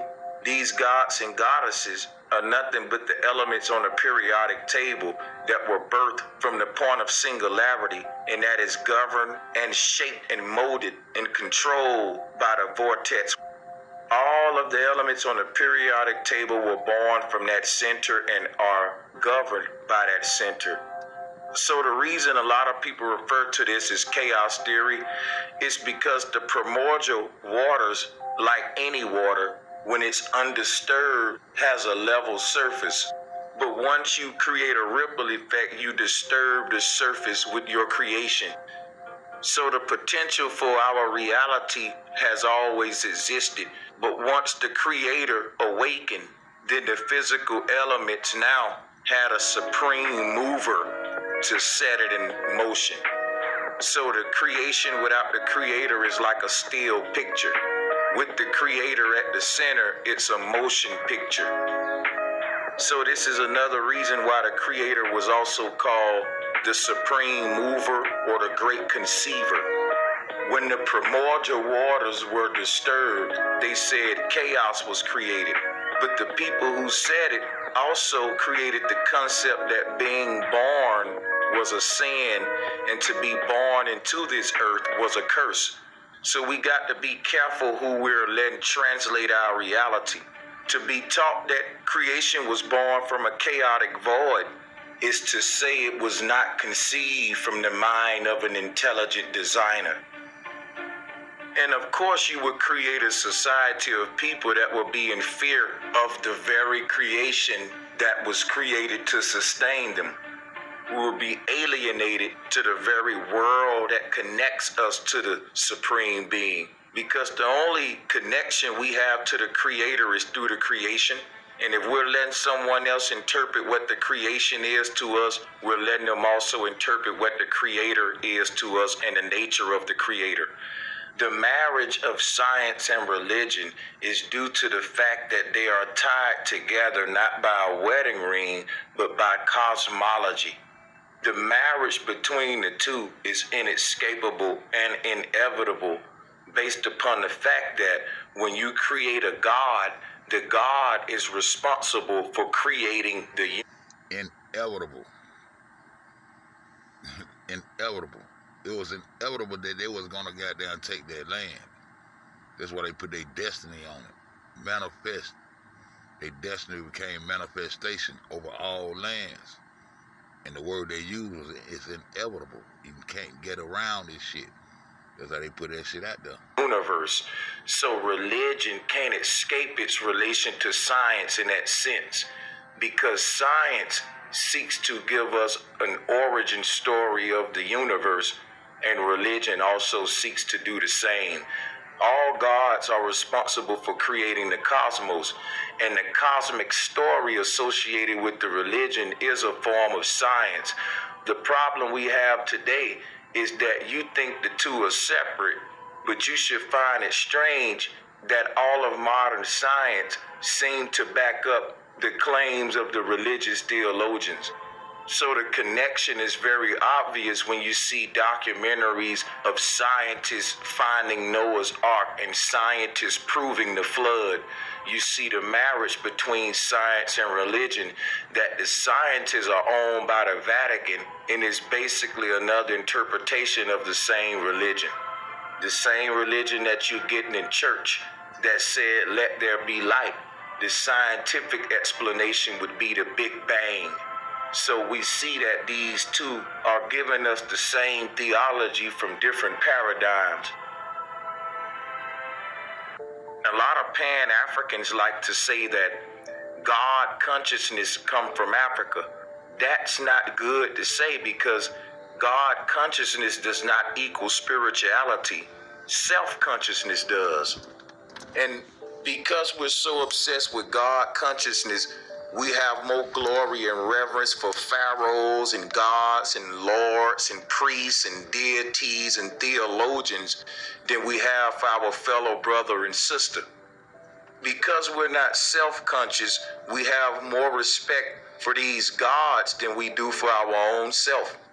So I wouldn't pride myself in saying that God consciousness come from Africa, because God consciousness is a setback in the evolution of human spirituality. We should focus more on self-consciousness. A lot of concepts that plague the Pan-African community are Hellenic in nature. Most of the concepts that foundate the Pan